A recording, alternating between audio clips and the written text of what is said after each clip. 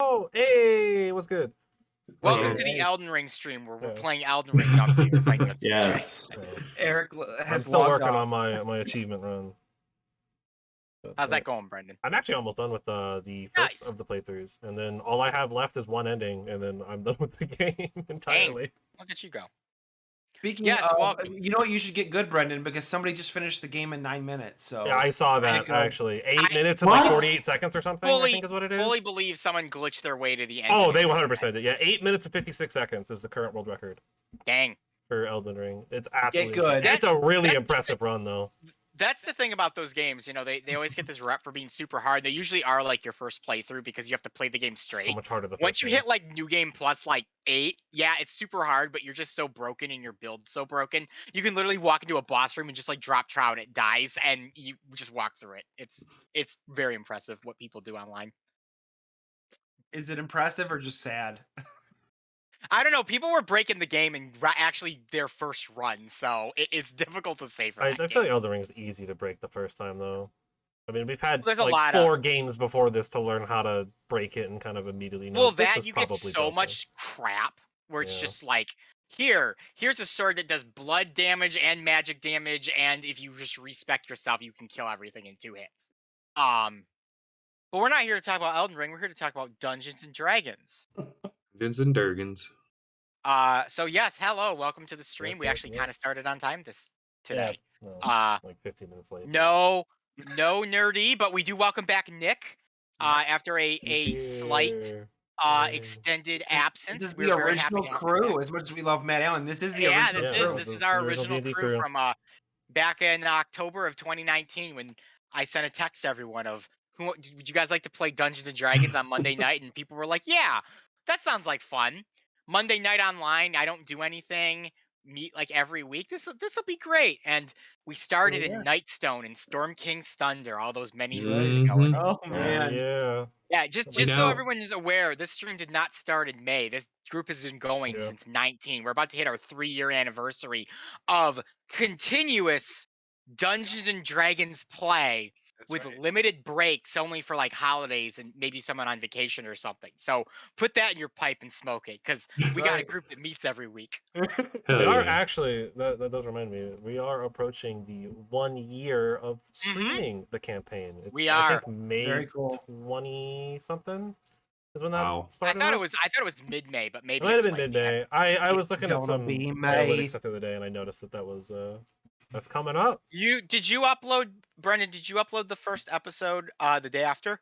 Yeah, that should have been the day Oh, after. sorry. Bless you. Thank you. Sorry about Because that. that should have been in schedule with all my normal VOD upload stuff.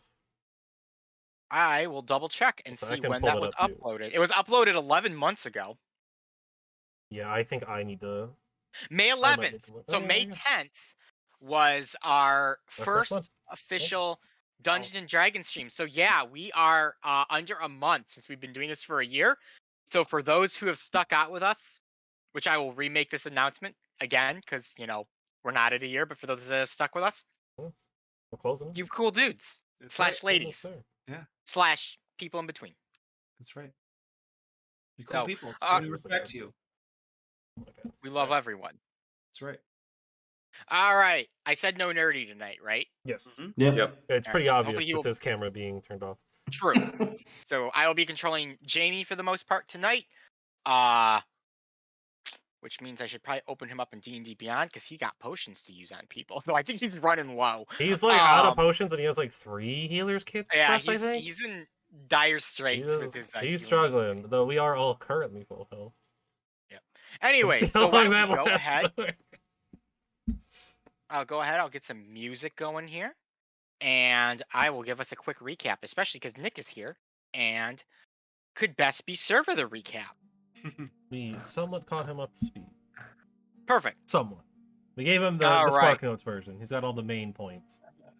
So, also, I will once again drop my my disclaimer from last week that we are entering some relatively dark territory. I know last week there was a diarrhea mushroom, which I will cover, but still, there is going to be mentions of things like suicide and self-harm and stuff like that in the upcoming sessions. So if you're uncomfortable with that, you've been warned. And there's no fault to you if you would like to skip out on these next coming up sessions. Obviously, at the start, I will kind of let everyone know when that's done, and then I'll probably give a more thorough recap of Thither for the people who opted to skip. So let us recap the game.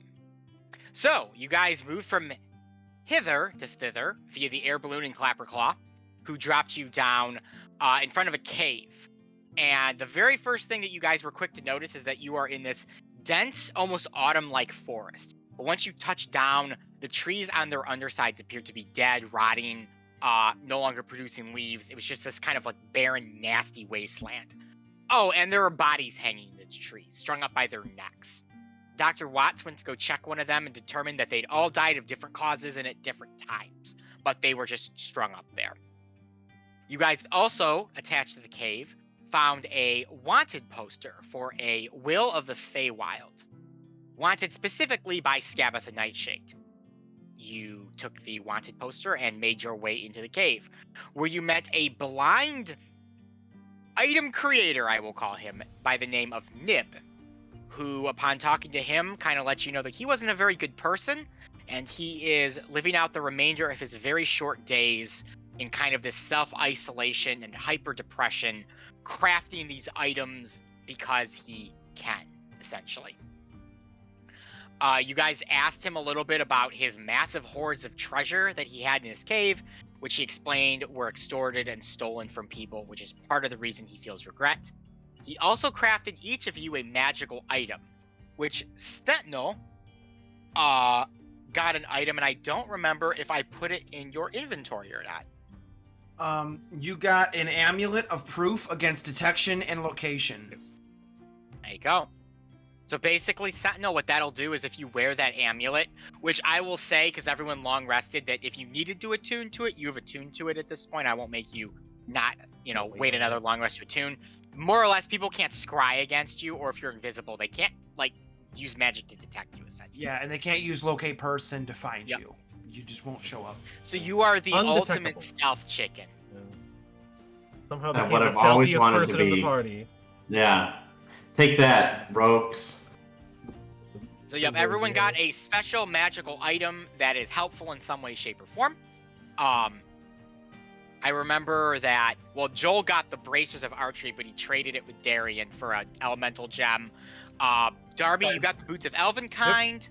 Arthur, you got Cloak of Protection. Cloak of Protection, that's right. And then Jamie got something useful. He got a wand. Oh yeah, it's the wand. It was like the wand of it was like some type of wand. I don't remember. Yeah, it casts a spell for so many charges. Yeah, so many times. Yeah, it was kind of actually probably one of the crappier ones to get, unfortunately. I don't remember what spell it was. I think it was a useful spell, just one that he's not going to use much because it's magic. Yeah. So, anyways, after leaving Nib's cave, I should say Nib did tell you to head to Loomlurch, which is where Scabatha Nightshade calls home. But he also recommended visiting something called the Wayward Pool, where a unicorn supposedly lives, and Tiny Oak, which is where Will of the Faewild lives. And Will of the Faewild, he kind of explained, is like a fighting against Scabatha, so he may be an ally to the party.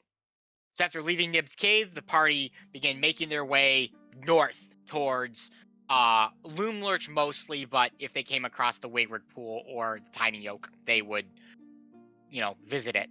Along the way, they found the large trail of a dragon or dragon-type creature that had made its through thither, leaving a large body-sized, canal in the ground and multiple footprints. And you also came across a camp where a small campstree, which is a small mushroom, was being cooked alive by a hobbling. Upon rescuing the campstree, you find out that he wants to be eaten. He's just not prepared to be eaten because he's not ripe. And if you eat an unripe campstree, you have violent bouts of diarrhea, so bad that it might kill you. And he was not about to let that happen. And he takes 5 days to ripen, and it has not been 5 days. He's very specific about that. You guys called him Cappy for whatever reason, so he's now Cappy the Campistry. So Darian rescued him and plans to eat him in 5 days because he has a large amount of Fey energy that he can provide to him, as well as electrolytes He's basically the Activia version of food in this world. I did make a reference to Activia. So Jamie Lee Curtis is a confirmed character in the world of Elyssia. There we go. Perfect. Somewhere. Yep. Better go find Jamie him. and Arthur went to go find the hobbling that was going to eat this. They found him, and he was like, yeah, I'm going to eat him. He ripens in 3 days. He's a liar. He doesn't ripen in 5. He ripens in 3. And you guys were just kind of like, here, have some other food. We're going to take this little mushroom guy because we don't trust you. And he was like, all right, I'm hungry. I'll take that. So now you have Cappy the campus tree as your traveling companion who will be eaten in 5 days by Darian and cause excellent digestive health. He's very clear about how good of a job he does with digestive health. Also, his people like drain mushrooms that, or excuse me, campus trees. Can't say mushroom. That's their word. They drain campus trees that like don't produce well enough to like suck them into the collective to make the other ones stronger. It was a strange society that these things had. Very dark, very unexpectedly off the cuffly dark that these campus trees had. I also could not keep a straight face that entire conversation. It was good times. So with campus tree now in Darian's sack, ready to be eaten later, you guys headed on for your next piece, where you came upon the Wayward Pool, a lake here in the middle of Thither that seemingly is unaffected by Scabbeth Nightshade's dark magic that has kind of created this desolate, death-like landscape. You know, the grass is growing, the trees are lush and full of leaves, and the lake is pure. You guys swam across to a small island in the center of the lake where you noticed there was like a copper pot over a unlit fire. You lit the fire, you dropped the gold coin in, and a unicorn appeared to you. Seeing it was you, it disappeared. So Jamie called out and was like, hey, unicorn, we're here to stop the hag. We're not here to hurt you. And he did well enough to convince Lamora, the unicorn, to appear to all of you and converse with the party. She informed everyone a few different things. The big thing that Lamora let you know is that the hags are not necessarily the original evil here within the other. There is a dark wizard by the name of Kalik who had worked his way into Queen Zatina's court, had corrupted her 3 handmaidens and turned them into the hags, and then once the girl fell from the sky, used his dark magic as well as the hag's trickery to fuse the queen to her and put her into the eternal slumber, and has led us to this situation. And currently, Kalik resides within the Palace of Heart's Desire, controlling it as his own.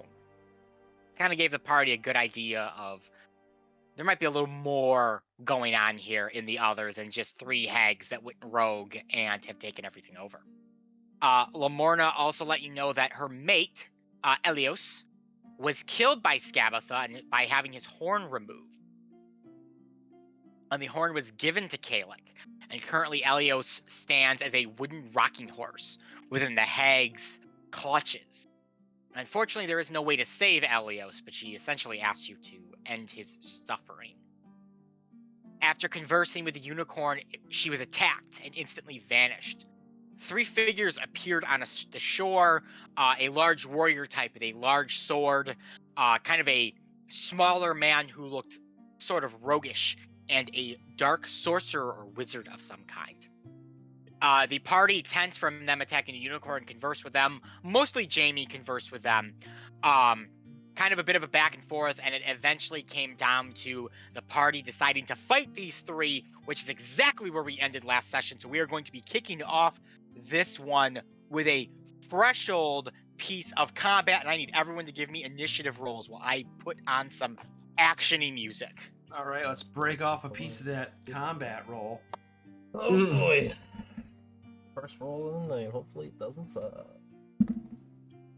Okay. You rolled a 2. I thought I did for a second there, but I Okay. actually did not. Let's not use that D20 again. Correct. Yeah, that's correct. Okay, cool. That's a good one. I like that D20. That's a good one. Ooh. Where's another good one? What's Darian. what's one I can trust? Oh, actually, I might be faster than you know, Darian. Yes, my dex and strength swapped, so Yeah, I'm at 18 on my dex. Damp here all the way. I am Actually, I did get the +2. Let's see. Oh yeah, you're My my dexterity 17 right now. You're a sad boy. Oh, I'm still faster. For Let's now. go. Yeah. Let me kill another hag and get like a +3 to everything. All over for me. You know what? This I was giving D&D you a bit of Beyond app trouble. is pretty solid. Yeah, that's not bad. Dang, Jamie. Yeah, Jamie's got big moves. Oh yeah, I gotta do for Joel too. Joel's in this combat. Oh, not bad, Joel. Man, I get to add my charisma bonus to my initiative because I am a swashbuckler, and I still don't ever roll like crazy high. Dang. I mean, okay. Darian's not rolling You gotta crazy take high that with anymore. alert. Yeah, get the Yeah, alert. you gotta get feat, the alert feat. Get the +5. I would and you be can't be surprised. bonkers fast if that was true. Yeah. You'd have like +13 to all your initiative. I know. Well, once I start buffing up because my dexterity is a 20, so once I start buffing up my charisma, I literally will have such a high plus to my initiative. Ooh. There's the initiative order. So we got Zarek going first, followed by Jamie, and then Warduke. So the enemy is getting a decent jump on you guys. My last. So, Oh, No, you're not. okay. no, The sorcerer's- Zargash is last, but you were second to last. You're close to this. All right, so Zarek is going to go 5, 10, 15, 20, and he is going to attack you, Arthur. He makes 2 dagger attacks against you. Sure. Does a non-natural 20 hit you? It does. His second attack? 16. Nope. The my newfound cloak blocks the dagger. Flies up like Doctor Strange's cloak and blocks it. Nice. I would say there you go. So he's going to do Cloak of protection. So useful. okay. So he's first going to do 5 piercing damage to you, and then Arthur, his magical dagger strikes you harder, and he does an additional 5 piercing damage to you as well. I'm going to take uncanny dodge and have that to only have 5 damage. Okay, that's fine. And then Zargash is going to use his bonus action to disengage, and he, or sorry, not Zargash, Zarek. Too many Z's. Oh, And he's going to move an additional 10 feet, and he's going to go here.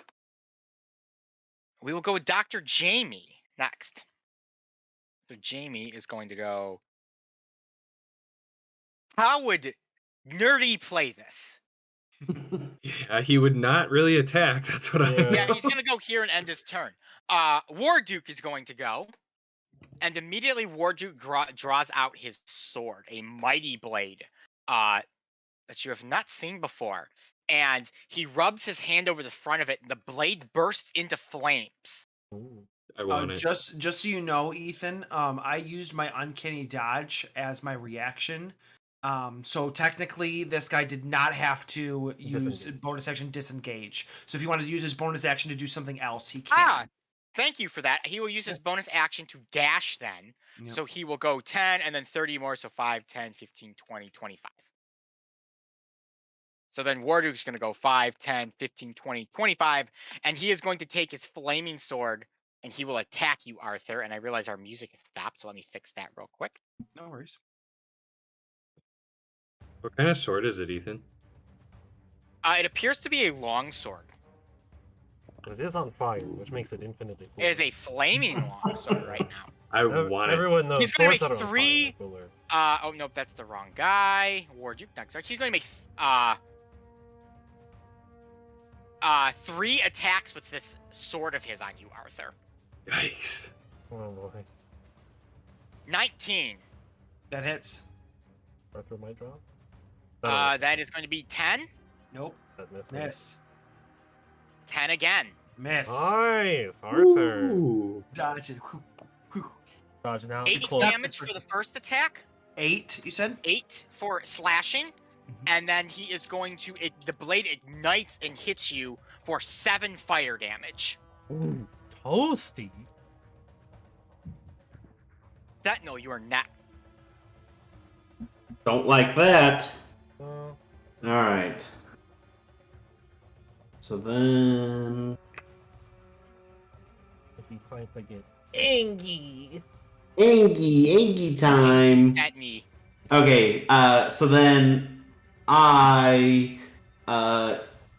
let's say this time, so I see that, I get a little angry, and all of a sudden the gems around my neck kind of point up towards my beak, and my beak appears to look like it's on fire.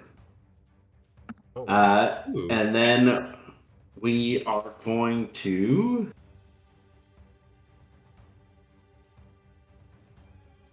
we'll go back this way, and then we will attack Mr. Flame Blade guy twice. Give me 2 attack rolls. And we'll both reckless. Wouldn't be any different. Okay. Does Sentinel move on anybody else's screen? Is mine lagging? I only see him where he was originally. I see him. he moved his space up left. Yeah, he moved up here where Darian right is. next to He did Darian. move on my end. Oh, are you a ranged attacker now, Sentinel? I am now. His pickaxe got Ooh. range. I think it's 30. Yes. I was confused. that- I was like, isn't he supposed to be next to the guy? He's attacking No. Darian. He's swinging at Darian. In his blind rage, he's hitting the party. So that is a 21, That'll hit. and then Not bad. we are going to do 8, 9, 10 damage. And then Okay, for you the will second take 10 damage. So you'll take second 10. attack is a natural 20. That will most definitely hit. Double dice. Love you, Double Sentinel. dice. That Holy is 20. And then just add the modifier once, Yes, right? just the Right. normal modifier. Okay. But you doubled So the dice. 26. He will take 26 damage. 36 Our dude is coming looking in. a little battered right now. Yeah, buddy. Crazy. Anything else for you, Sentinel?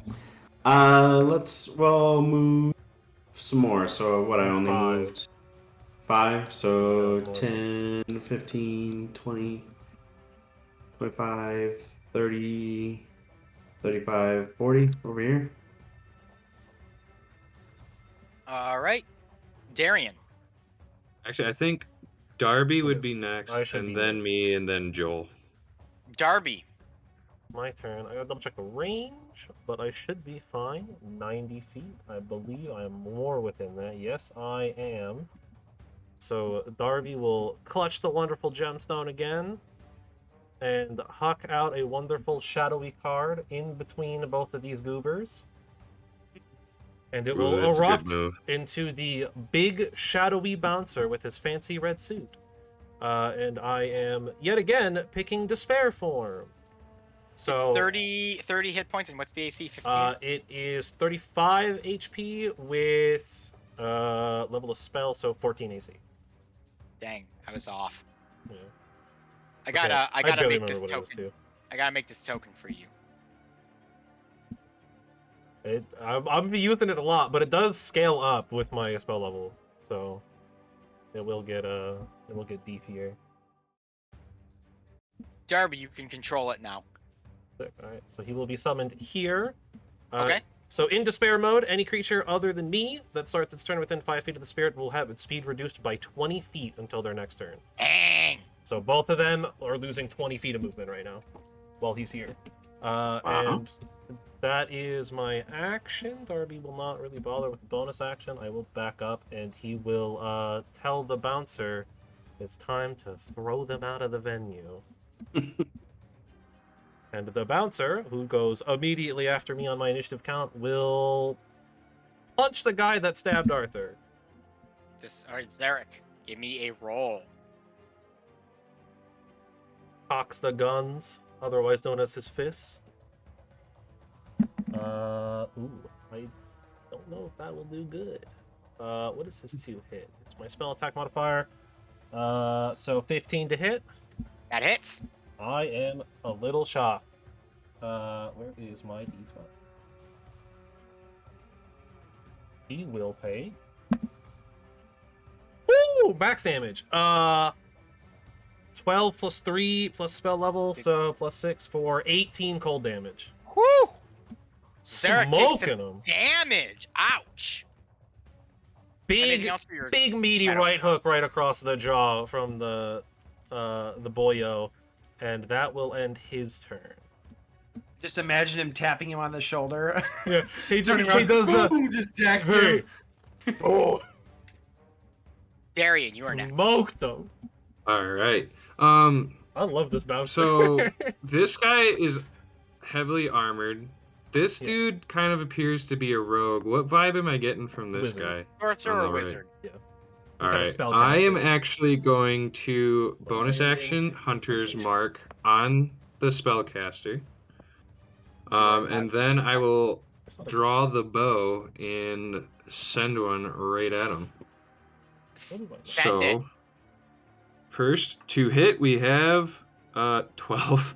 That'll be my Actually, let me double check his AC real quick. he do be a That will miss. That will sail to the right. All of him. right. he do be a mage. Well, You never know. second attack Get you now.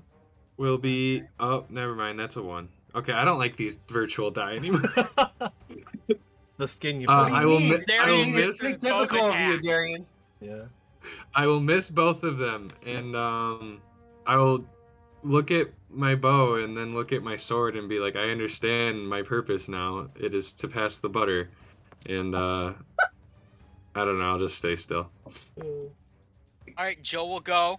Joel is going to use a new ability he has, which is Hawk an Insult. He's going to hawk it at Warduke here, or the armored dude. He's going to say, "You fight like a dairy farmer," and Warduke's just going to look at him and do nothing. Arthur, you're next. All right, Good job, Joel. Arthur's going to unsheath his right scimitar, run it across his hand, and activate Booming Blade. Ooh. I Ooh. forgot you had that. Yeah. Yeah, use it in a while. Ooh, that's a natural 20, baby! Oh no! All right. Oh, that'll at level hit. 5, Now you get the yeah, bonus okay. on hit damage Alright, too. So that's gonna be D6 and sneak attack. Oh, my yeah, God. and sneak 1, attack. 2, Yep. 3, He's- 4. he's- This So- guy's dead. He's smoked. He's weak already, isn't he? He just took 36 from I said he- Sentinel. I said he was showing signs of wear. Yeah, so we've got 1, 2, 3. Then we double that. Then we double. And the these Sentinel two. did a lot of damage, so. A Alright. crit from a rogue, though, that's always devastating. And I believe since you're 5th level, you do get bonus damage on Booming Blade right now. On hit. 23,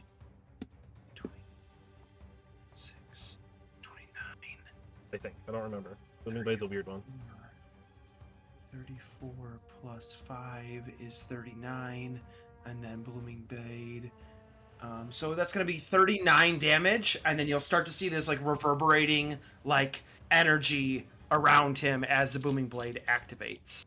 Okay, he is still on his feet. So I kind of like strike it into his chest, and I'm gonna unsheath it from there, and I am going to. Yeah, I'm gonna hit him with the bow. I'm gonna unsheath the left one and try and hit him with the second attack for a bonus action. Go ahead. That is 18 to hit. That will hit him. Oh, wow. Yes, I love this dice. All right, that's gonna be Got the coin back. 6. That's just 3 damage on that strike. Arthur, as you strike Warduke across the chest with your second attack, you see his body immediately seize up and it begins to turn to sand and dust and disintegrate away and become nothing. Wow. Oh, Wow. awesome. Arthur's just gonna like kind of twirl his scimitars, sheath them both, and then he's going to back up 5, 10, 15, 20, and stand back there. Let's do All 25, right. 30, so that way I got kind of some cover behind that rock. A little bit of a distance away. Yeah. Kind of spread out a little bit in case somebody's got fireball. So Zargash is gonna go next. Put himself here. If he is making a ranged attack, he will be at disadvantage. He is not, because I am going to need a wisdom save from Darian, Arthur, and Sentinel. Oh boy. All right, I changed the virtual die color, so this should roll well. Oh, okay. That's how it works. That is all of his movement as well, unless he has more than 30 feet. How do I make a wisdom save on the app? Do I just go like You this? click the wisdom. Yeah, Modifier. exactly. So, Oh, this is really shitty. I got a 13. I also got a 13. This is wisdom. Yes. yes. I have +4 to wisdom. I got a 15. Arthur, you will succeed. Darian and Yeah. Sentinel, you hear a voice in your head that commands you, go to the island. On your turn, you must spend all of your movement until you reach this island. Noted. Shake it The water off. will count as difficult terrain. I already have too many voices in my head. I just kind of block it out. So I didn't know That'll this. be his but turn. The cloak of protection gives me +1 on all of my saves. It's Interesting. good. Yeah. That's a I forgot about dope that. item. Oh, how much damage did you do to Zarek again? Darby, you did. I did max, which was 18. 18. 18 I cold. forgot to use his reaction to have that, so I'm gonna So be get an mine back. asshole and retroactively do that. That's fine. You said 18. Yeah, it was 18, so you take 9. 9. 9 Okay. cold. So, yep. So Zarek's gonna go, and he kind of sees what's going on, and he's going to choose to go 5, 10. That ends his turn, but he will choose to take the dash action. Is he allowed to do that? As a, yeah, you can dash. It's just it reduces their movement speed by 20 feet. So he'd just go 10 more. And So I- opportunity attack, right? yeah, I believe it should be able to take that. So he will go to punch him in the face. That is a, what do I have? That's a 19 to hit. It's Nice. Another big D12 of cold damage. Not nearly as much. That's 10 cold though. He'll do his reaction and only take 5. That's his turn. Dr. Watts is just gonna hold because Arthur, you're not that beat up and things are going well. Sentinel. So I will move Towards the island. 5, 10, 15, 20, 25, 30, 35, 40. Actually, the water is difficult terrain, so Yeah, you might be one But more tile. I could use flight speed, so Yep, Oh, yeah, he can that's true. fly. for 15 of the feet. And then would he use his action to move the rest of the way? You will. You will take So a dash then- action. 10, 15, or 20, 30. 30, 40. Quite at the island yet, unfortunately. And your rage Darby. should end at that point because you did not, Yes, your rage will Attack. end. You did not attack anyone. I believe you. And, Don't and I quote me on that. have I don't know any more. how. I don't know when what the qualifier for rage ending is, but I think it ends then. Basically, as long as you don't take If damage. your turn don't ends and you attack. haven't attacked Okay. or taken damage since then. Ooh. Well, that guy's still kind of locked up by Get him. Boyo, so I will start hucking cards at. Nobody Mr. gets Dagger away. Man. So I Give me a will roll. huck 2 cards. First one is a 10 to hit. That misses. Yep. And then I will huck the second ace of spades. For a little bit better, that is a 14 to hit. That will just hit him. We take those. He will take... Ooh, not great on the damage. 9 force damage. He takes 9 damage. And then your boy goes. How does Darby want to command him?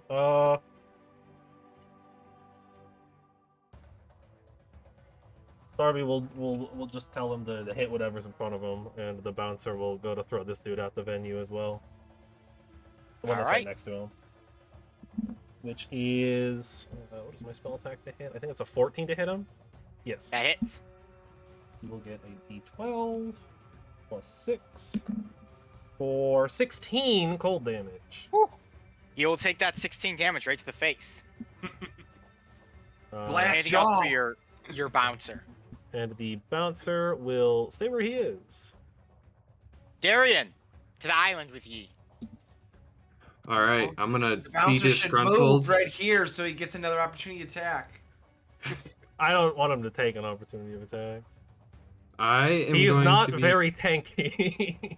disgruntled and move up 1. And then I'm going to bonus action cast Misty Step onto the island. Then I will ready my bow and shoot this asshole. That is a Nice. legal move. Yeah. Shoot him. That is fair. Yeah, you used your movement to get I there. love it. All right, now I gotta find my actions again. There they Darian's are. like, Okay. well, actually, You technically. can't stop me.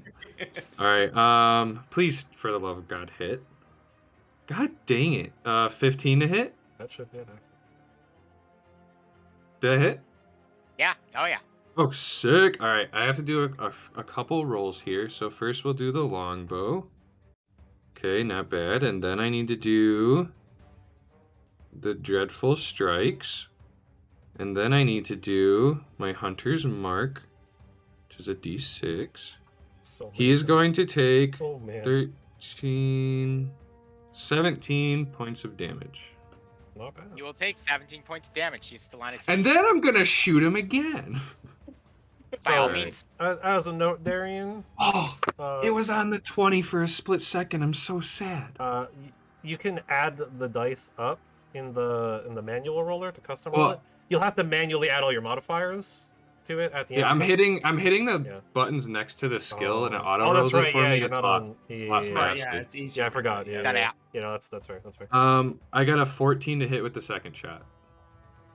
Hits. Oh yes, let's go. That's Okay. barely, I believe, too. So, ooh, that's I good. mean, these Okay, guys' that's good AC damage. are kind of low.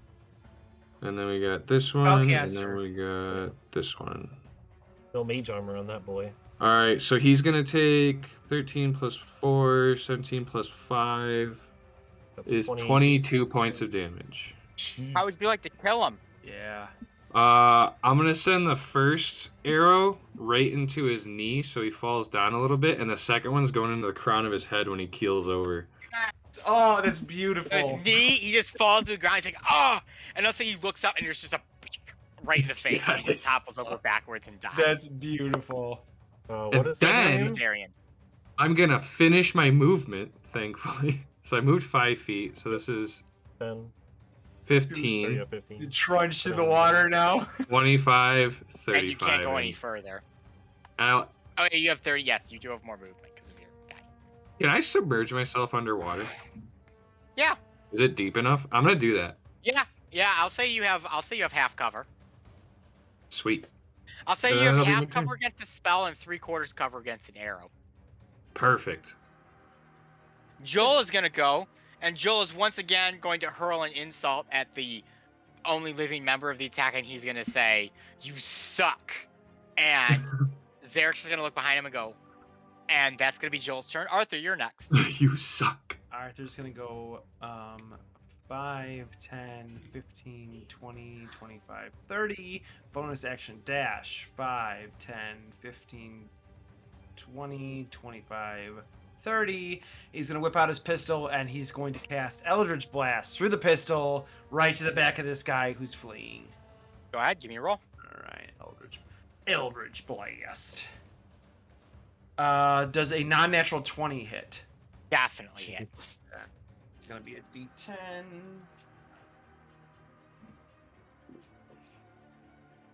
Now, I would like to note for the party. 10 damage. Okay.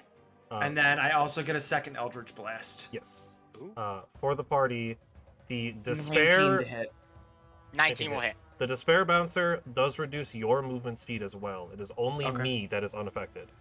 4 points of damage on that one. How'd you like to kill him? Nice. I will as I'm sprinting forward, I'm just gonna be like firing the gun, and I just you see all these Eldritch Blasts come flying. I just want to like as he's running, I just want them to like basically just blow through his chest as he hits the ground. It just one hits his back and the second one strikes the same area. He just rips through his chest. Blood and viscera go everywhere, and he falls over dead. I'm gonna high five the bouncer in front of me. The bouncer will high The five bouncer back. does nothing. He does He is mine to control, and I will tell him to give the high five back, and he will high five Arthur back Guys, with his I really, think- really cold hands. I think I would argue that turn I just took was up there in maybe my best combat turn I've done in a campaign so far. That's Yeah, great. that's That's what very I think. tactical, very I'm smart. feeling good about it. It's Yeah. good, I was man. like, oh, You should feel good about it. guys, whole plan. What is the name of the wizard goober? Zargash. Zargash. Okay, he is on the Z-A-R Gash.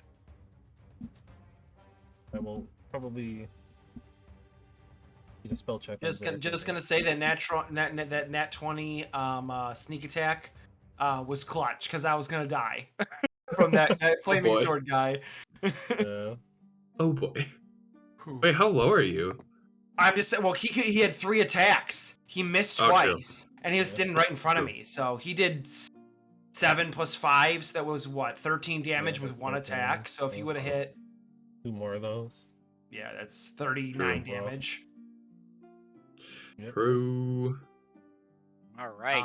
Did The everything from that battlefield- guy turn to dust, Ethan? Or is his Yes, sword still there? everything from Dang. Warduke turned to dust. Unfortunate. But the other 2 are still here, right? Yes, they have. They are both dead on the ground. Well, I will. Can I recover half my arrows? Yeah, I was gonna say I'm gonna search Yes, this you may. guy. If you're searching that guy, I'll search the other guy then. So if you search Zargash, Arthur, you find a warhammer. Oh wow. Yeah, Okay. interesting. You also find a bat-shaped amulet that gives you the properties of Featherfall. Ooh, I will be holding on to that. that's cool. And Darby, because he never got a chance to use it because I was going to use it on next turn, you find a potion of invisibility. Ooh. Ooh. I will add that to my inventory. Saves me a spellcast. Is the Bat-shaped I amulet do. something that I have to tune to?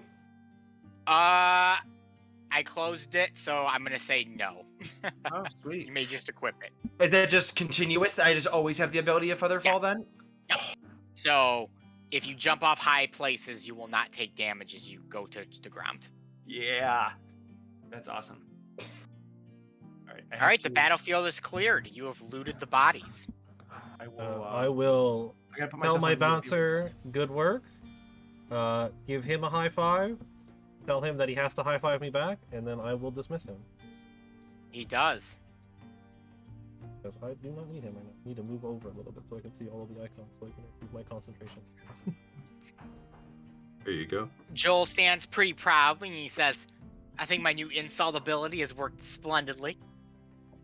You're killing it, Joel. It was something, Joel. It was something. You really got in their heads. Yeah, definitely. I don't think you guys would have gotten those hits without those insults. You hear that? You suck. Probably That his was dad told saving. him that. Yeah. Yeah.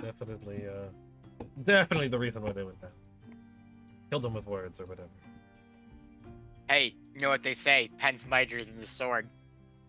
Is it I'm so? not saying that my tongue is like a pen, but it's been known to ink some things sometimes. Oh boy. I don't know what that means. I figured you You're didn't. doing.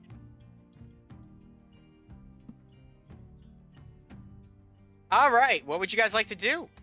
I was about to ask that. Do we want to try to find Mr. Will of the Faewild? Well, I was gonna ask Arthur to check out the Warhammer, but he's gone. He's spaced out talking to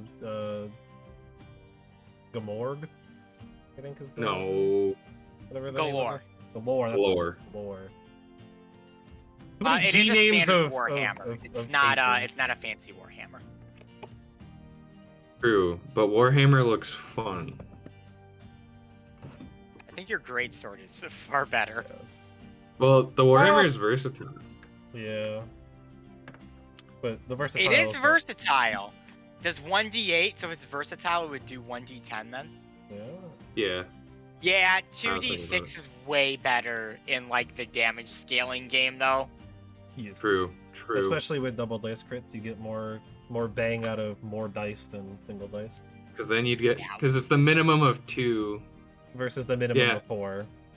Yeah. Basically You're- doubles you're- your crit damage output. On average, you are more likely to hit higher with 2 dice.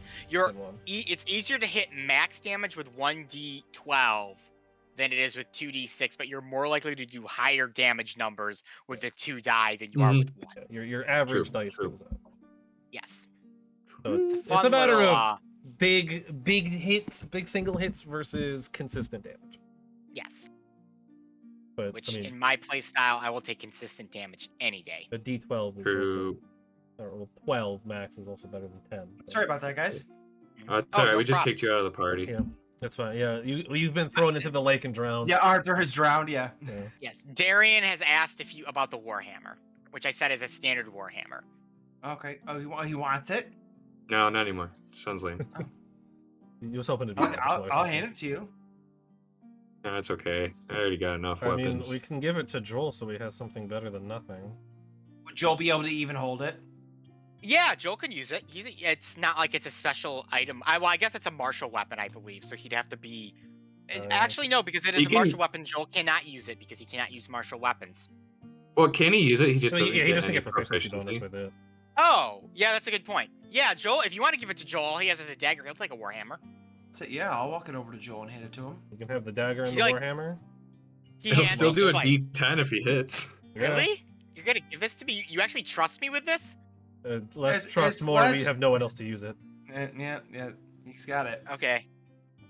Well, I Sentinel will. doesn't even have hands, Yeah, Joel. Sentinel can't wield it. The Sentinel has an no. axe for. We could weld it to his beak, but I'm not sure that would do any better than his axe. Yeah. And I can't fire one of these out of my pistols. I've tried. And I'm not, as you can tell, I'm not necessarily the swing weapons kind of guy.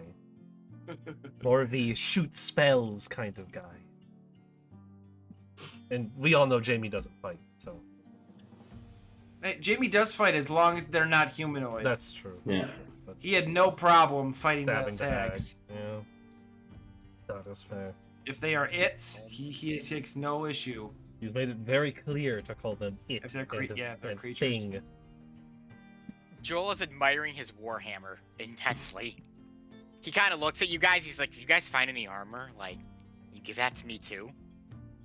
I might actually have some. Yeah, if it doesn't fit Literally, me- I'm gonna show up in that palace. I'm gonna whip some Kalic ass, and I'm gonna charge right up to that podium. And I'm gonna lay one on Marilli, and I'm gonna look like a fucking Vin Diesel, man. I'm gonna look like Vin Diesel in armor. I Okay, don't let's- know who Vin Diesel Let's is. take about 10% off the top there, buddy. Joel. I do technically have spare leather armor because I don't need it anymore because I just cast mage armor on myself every 8 hours, but I'm keeping I might that. have What were you something gonna a say, little Sentinel? bit better. You know, that Vin Diesel seemed pretty cool. Let me see that Warhammer for a All right, second. he kind of shows you the Warhammer for a moment there, Sentinel.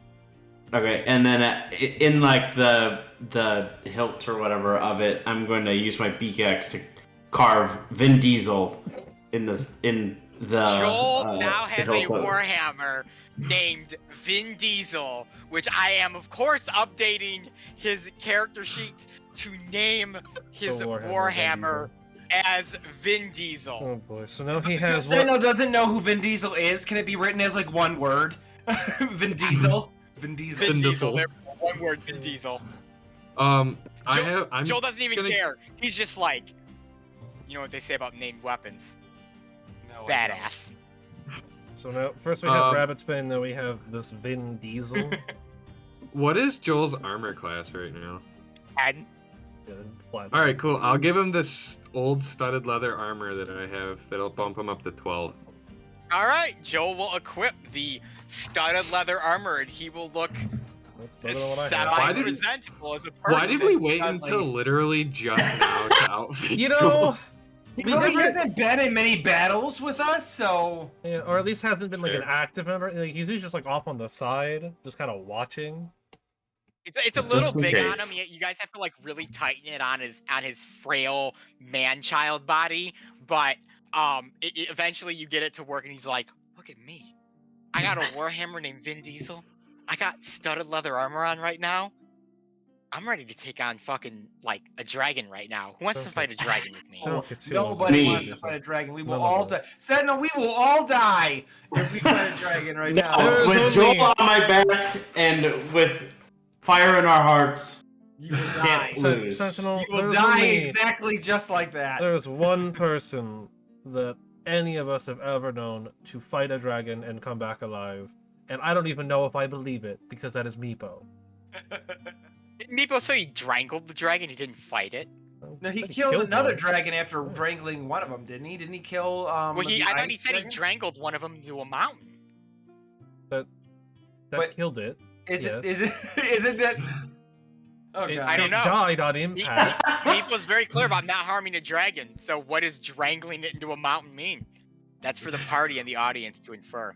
Is the dragon here anymore? No, it's dead. That's what it means.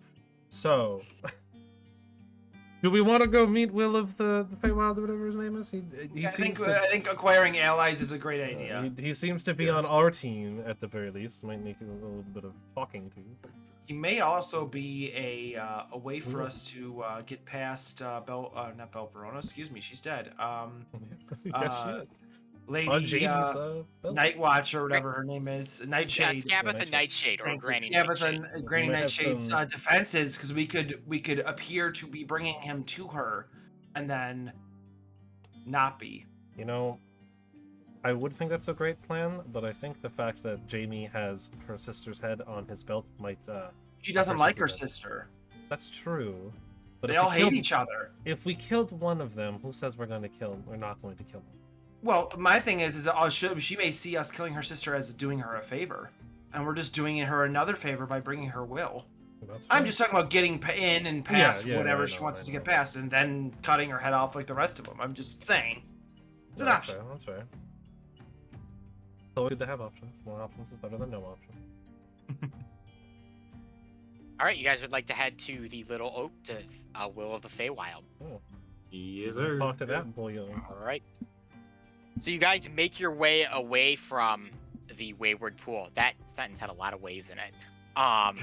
North through thither towards Loomlurch and to Little Oak. You guys begin traveling along the roads, minding the dead bodies that hang in the trees around you still. Joel, who kind of takes up the middle, since you guys are probably, I'm assuming, stuck Joel right in the middle, where he's less likely to get killed, is very much admiring his new armor and warhammer that you've given him, and he's kind of swinging it around. He loses his balance for a second as he goes for that like cross swing. A little bit, he kind of corrects himself. He's like, "Yeah, feel like a real badass right now." And as you travel for a little bit, as you hit evening, again we've gone about a day here in thither, you come across a creature kind of off in the distance a ways. It seems to be dragging something along, but through kind of the fog that thither has been encrusted in, you can't quite make out what this creature is. I can. Is there a chance I can sneak up ahead, kind of using the fog as some sort of like Give me a barrier stealth to roll. try and see what it might be? Yeah, give me a Friendly. stealth. That is 27. Yeah, it definitely Oh. doesn't see you, Arthur, as you kind of crouch down low, let the party know you're going ahead. You begin slowly making your way forward. And you see what appears to be, well, not what appears to be, because you can actually see it, an owl bear with a collar around its neck, a large kind of like oxen-type collar that is attached to an empty chariot of bronze behind it. So there's nothing in the chariot at all. Nothing in the chariot. It's an owl bear in a chariot. Or with the chariot attached to it, not in the chariot. Does the owlbear appear to be struggling to get out of its harness or in any way, or is it just No, like- it's kind of just like standing there. It's walking kind of slowly towards you. It doesn't see you, but it's walking kind of the opposite direction you guys are down the road. I'm gonna sneak back to our group and kind of let them know what's up ahead and what's coming, and ask them what we think we should do about it. Should we just give it a wide berth? I know owlbears are pretty dangerous, but it doesn't seem to be carrying anybody. Well, this could be a Reginald situation. Does That's what have the I'm chariot. thinking. Oh, Reginald's just tied off in that one spot. Yep. We'll have to go back for him at some point, I guess. We will. Find him. I mean, I think we could just leave it alone. We don't have to bother. Doesn't. It's not like it's struggling or anything. Just presenting the option. Is that no? Don't know how easy it is to tame an owl. What Never- say ye, never tried. Sentinel? I mean, if there's no reason to approach it, then I'm okay with giving it some space. And Darby, to answer your question, from what I've heard, impossible. Well, someone seems to have done it Tame 'em. at least already, thinking about it, right? It has the carriage, so someone has it under control, some control. Doesn't mean it'll be under our control, but it's under someone's control. I'm under the vote of giving it a wide berth. I don't want to mess with those things. Those things are scary. Mess you up. We will walk around. That sounds like the general consensus. You guys opt to walk around the owl bear carrying a chariot. And given the fog, if you guys kind of step off the beaten path a little bit into the woods and make your way forward, you will pass by the owl bear without any issues. And you can kind of see its outline faintly as it walks by as you guys pass it. And it's just carrying along this big bronze chariot. Chariot could probably hold about 2 or 3 individuals or a sentinel and one other person. And it just carries on down the road, walking off into the fog, into the oblivion. You go, owl bear. That's right. And as you go a little further, it'll be nighttime. Look for an area to set up camp. Is there anything that looks something a little hospitable off the road that we could set up camp for? Most of Thither isn't overly hospitable. I mean, unless you consider dead bodies hanging over you.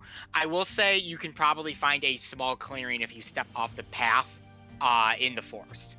Okay. Yeah, I that's what I'd probably look for. I don't want to camp on the road, so I'll camp. Yeah, a little you ways guys in. are able to find a clearing, maybe a 5-minute walk from the main road. Deal. Set up camp. You guys set up camp for the night. You guys eat your rations and whatnot, whatever you want for dinner. And Cappy, the campus tree, is still hanging out with you there. Darren, he pops his head out. He's like, "Oh boy, I can't wait to be eaten. Just 3 more days, guys. 3 more days until I turn into some of that delicious tummy food." Ethan, can I make a survival or nature check against what I know about non-talking mushrooms to see how ripe this mushroom looks? Yeah, go ahead. By all means, please do. What would you like? A nature or check. survival? Sight Ooh. check. I'm gonna say nature check on this one. An insight check. He's lying. I would like to insight check Cappy. See if he's lying to Darian, if that's possible. That he wants that he's lying that he wants to be eaten. About the time that Yeah, he's it's ripe. Sure, give me the check. Okay. I got a 15 for my nature check. Okay, and Arthur? That's cocked. That's a 6. Yeah, Arthur, this mushroom is, it's hard to tell. Yeah. He's so enthusiastic about being, ground up in Darian's teeth, swallowed, passing down the esophagus into the stomach, from the stomach into the small intestine where he is absorbed into the bloodstream to, give nutrients to the body, from the small intestines into the large intestines where he's slowly broken down into shit, and then from the shit into the large intestine into the rectum where he will then be expelled outwards. That is what he's excited about right now. Great. As for your inquiry, Darian, yeah, you think he's probably, you didn't ask if he thought he was touching. You can assume probably a 5-day period is good. You're kind of looking at it. He's got a red mushroom cap, but it's a little more pinkish right now. It's not like a vibrant red. Gotcha. Well, soon, Cappy. Soon. And speaking of which, I think we're closing in on day 3, so I'm actually going to eat one of my Fae biscuits. Eat one of your Fae biscuits. It will soothe your hunger for 3 days. And that should give me enough time to... Oh, no. Cappy. That won't be Cappy time. No, it'll be right before Cappy time. Or maybe it will be. He's got 3 days, Yeah, it'll and be you 3 have 3 days. So Okay, it'll line up perfect. It'll be Cappy time. As you go to lay your head down, Darian, Cappy weasels his way out of your bag and hops to your ear, and he leans in, snuggles up close to your head, whispers in your ear, 3 days, Darian. 3 days until I'm in your stomach. Yeah, Think but about it. I thought he Visual keeps making me- ASMR kind of experience there right now. I thought he was gonna try and kill Darian. He's like I thought he was gonna Punching try his to ear. bond with me, so I felt Eat bad about you. eating him. No, right to the neck. Bonding with Cappy is devouring him. That is Cappy, the if you ultimate keep way for Literally you. bonding with him. Yes, you are bonding with him in the most intimate way any species can bond with another, which is to be devoured by them. Cappy, if you keep freaking me out, I'm not gonna eat you. Well, don't let me go to waste, Darian. I'll just rot and turn to mush. Do you want all Cappy, this what did I just say? goodness What did I just to say, turn to Cappy? mush? Do you Back want... in the bag. Get back He in goes the back bag. in the bag. He hops back in the bag. God. Your bag, Darian, you can see he's like putting salt on him. He's kind of like buttering himself up a little bit, like he's putting like oil on, like he's buttering it up. Oh my god. He glistens. It's all ready for you. This is what the actual trigger warning at the beginning of the episode was for. No pun intended, but what have we bitten? I think we've bitten enough of them. It was We the can chew with that guy. descriptive diarrhea talk that we should have had the warning about, or how the digestive system works. Yep. Thank you for that. It's a knowledge. It's a good thing for everyone who watches the stream to learn about your digestive health. It is important. A happy digestive True. health is a happy life. That's right. Eat some That is the nappies, whole. If you but take only when anything they're away right. from the Elyssia stream, it is. Is the whole Magic School Bus episode. Yeah. Just... All right, well, let's get What- this long rest. All right, you guys will take a long rest, so anyone who took damage will be able to fully heal. However, who is taking watch? I would take first watch. Yeah. I'll take 2 of them since I only need the 4. All right, so 4 hours. Arthur, your watch will pretty much go unimpeded, and you'll be able to do your thing and rest after 8 hours or so. Or do you know you only take 4 hours to rest, right, Darian or Darby? I only take 4. Yeah, I need a 4-hour Yeah, so meditation, and that's it. Yep. So you're good there, and then Darby will be able to take over from there. Perfect.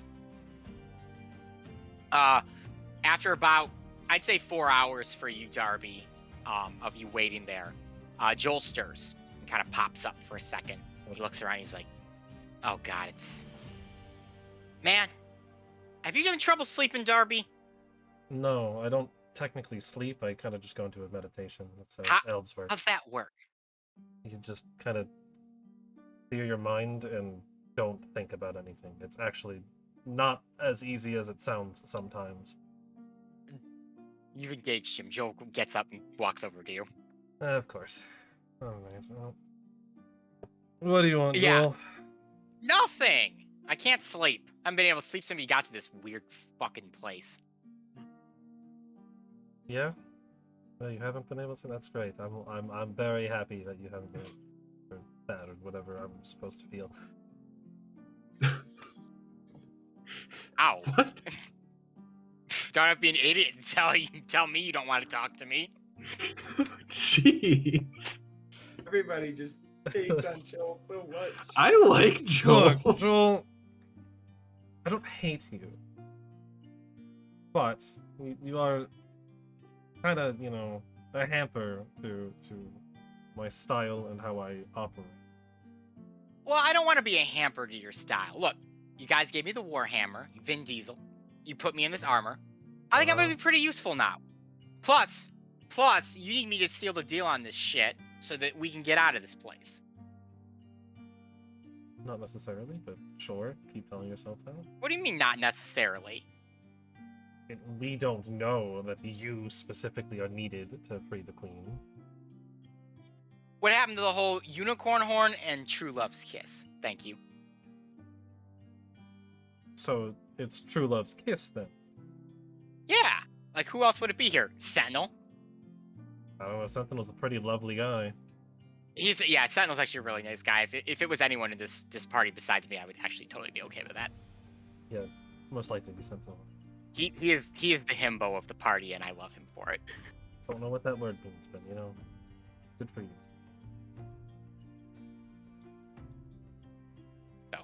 Well, clearly you don't want to talk to me, so I guess I'm just gonna go and sit in the corner and admire my Warhammer.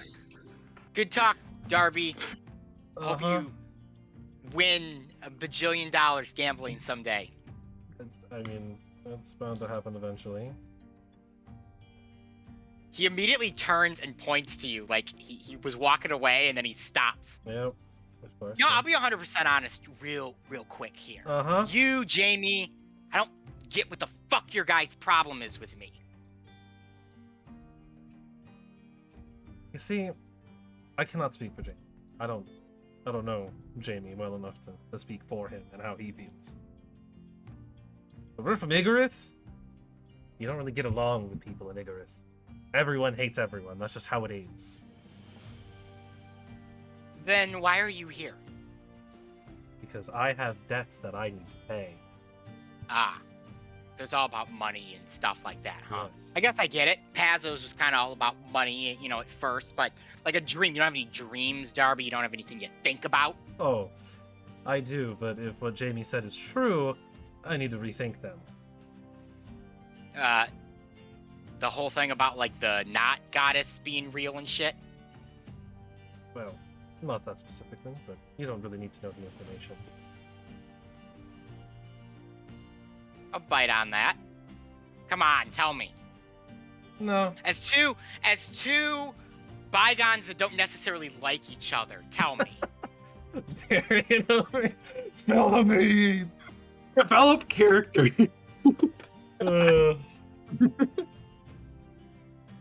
You know, Joel, problem is you have a bad habit of speaking things that aren't yours to tell to people that don't need to know. When have I ever just spilled the beans on somebody? Basically all of the time. I don't do that. I mean, I spill the beans about me. Like, I'm fine telling people how fucked up I am, but I don't go around telling people about Arthur's shit or Darian shit or anyone else's shit.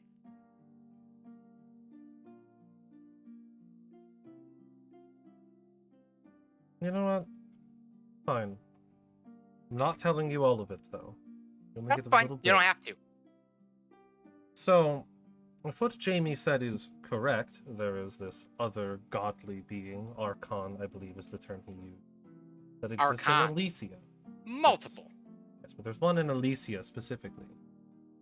Hmm. I may or may not know a little bit more about him than anyone in this party could even hope to know about him. I have to And see that's- if Joel remembers which one. Wow. You mean wait, it was his Gamar, was it? I believe Jamie used the name Gamarg, but sure. Did you correct? I forget. Did you correct Jamie? I did not correct him. I Okay, specifically then used the name, but I did kind of allude a little bit because he was like, "Oh, you know, whatever. Maybe we can talk to him and get some stuff." And I was like, "I don't think that'll happen." Then I will retroactively say Joel said Gamarg, Gamarg, okay. not Gamar then. Yes. So what, you guys buddies, mates, roommates, friends, lovers? Not necessarily anything like that. More business partners. Ah, hey, business partners, that's like Dale and me, I get that. You don't Yeah. necessarily see eye to eye all the time, you fight a bunch, he thinks, you know, that you should introduce new things onto the menu, and I'm like, no, classics, old, we clash about it. And I win, because I have fucking final say. Do you have final say? Oh, I will one day. I hope. Ah, well, you got the raw end of the deal that you always negotiate final say. Yeah, well, it was in the past. Can't really change the deal anymore. Yeah, well, isn't everything in the past? We all just are kind of fucking around with our past a little bit, hoping that we can kind of fix up all the screw-ups that we've made and figure something out. For some people, sure. Well, you don't think you've ever screwed anything up? Oh, I've definitely screwed up a lot of things. I don't really get to go back and correct them, though. Yeah.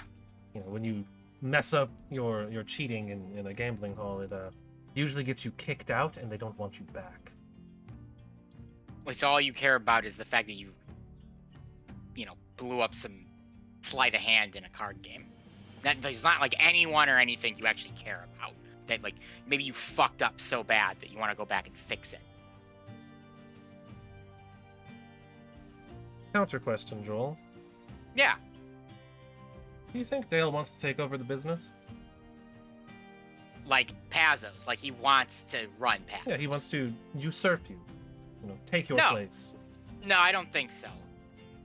Dale's kind of one of those guys where if he wasn't making pizzas, he'd be out there killing hoblins. You know, he was a hireling before he even came and worked for me. Oh. Seems me and Dale don't have a lot in common then. Ah, so you're looking to become the number one. Yes, but that plan has become much more difficult if what Jamie found out is true. In fact, before we get out of here, I would like to have a conversation with Stu about that. Well, you know what they say.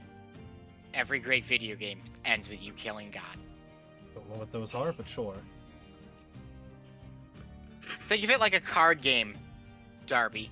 Okay. A card game you play by yourself, and as you play your cards, other cards come like from a deck of cards, and they Okay. can influence and change like your strategies. But there's also a plot, like you're reading a book. So think of it like reading a book and playing a card game at the same time, and what you do in the card game influence how the book goes. That's actually a really good analogy. Yes, it is actually. I can't really fault him for it. Sounds very complicated, but It's immensely complicated, but Oh. tons of fun. I can see how people might enjoy that experience. All right. Well, good talk. I Sorry you hate me. suppose. I literally said I don't, but all right. Doesn't necessarily words. take a whole lot for someone to just make guesses. Like, to be perfectly honest with you, Darby, like, I get it. I'm pretty sure that Dale hates me. I'm pretty sure that Jamie hates my guts. I think if Jamie could fucking, like, just dump me down a well, he probably would. Fucking Marilia's undead corpse told me she hated me. So, I mean, at that fucking rate, who doesn't hate me?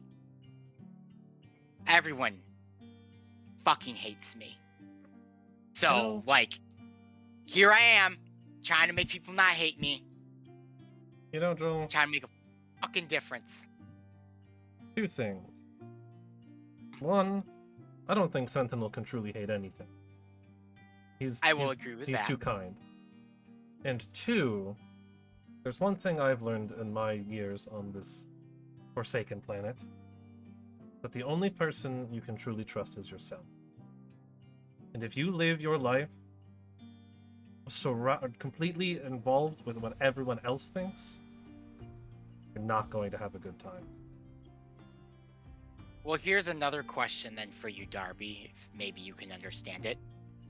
You trust yourself and only yourself, correct? For the most part, yes. Well, what happens if yourself hates yourself and hates everything that's about it? Well, that sounds like a lot of... What does that sound like? What does that sound like? Sounds like something that you might need to figure out yourself. Yeah, well, I'm gonna go try and get some more shut-eye. Good talk, though. You figure out your Gamarg thing. I will try, but I don't have nearly any information that I need to figure it out. Well, like you said, maybe it's something you just need to figure out on your own. Yeah, well, we'll see what Sue says Joel- about it. Joel kind of just flops over and attempts to go back to sleep. Darby will And the party Shuffle awakens cards. at dawn. until morning. Right. At dawn, I'm going to be overwhelmed with a sense of the need to tell Joel that I think he's a pretty alright guy, and he's good in my book.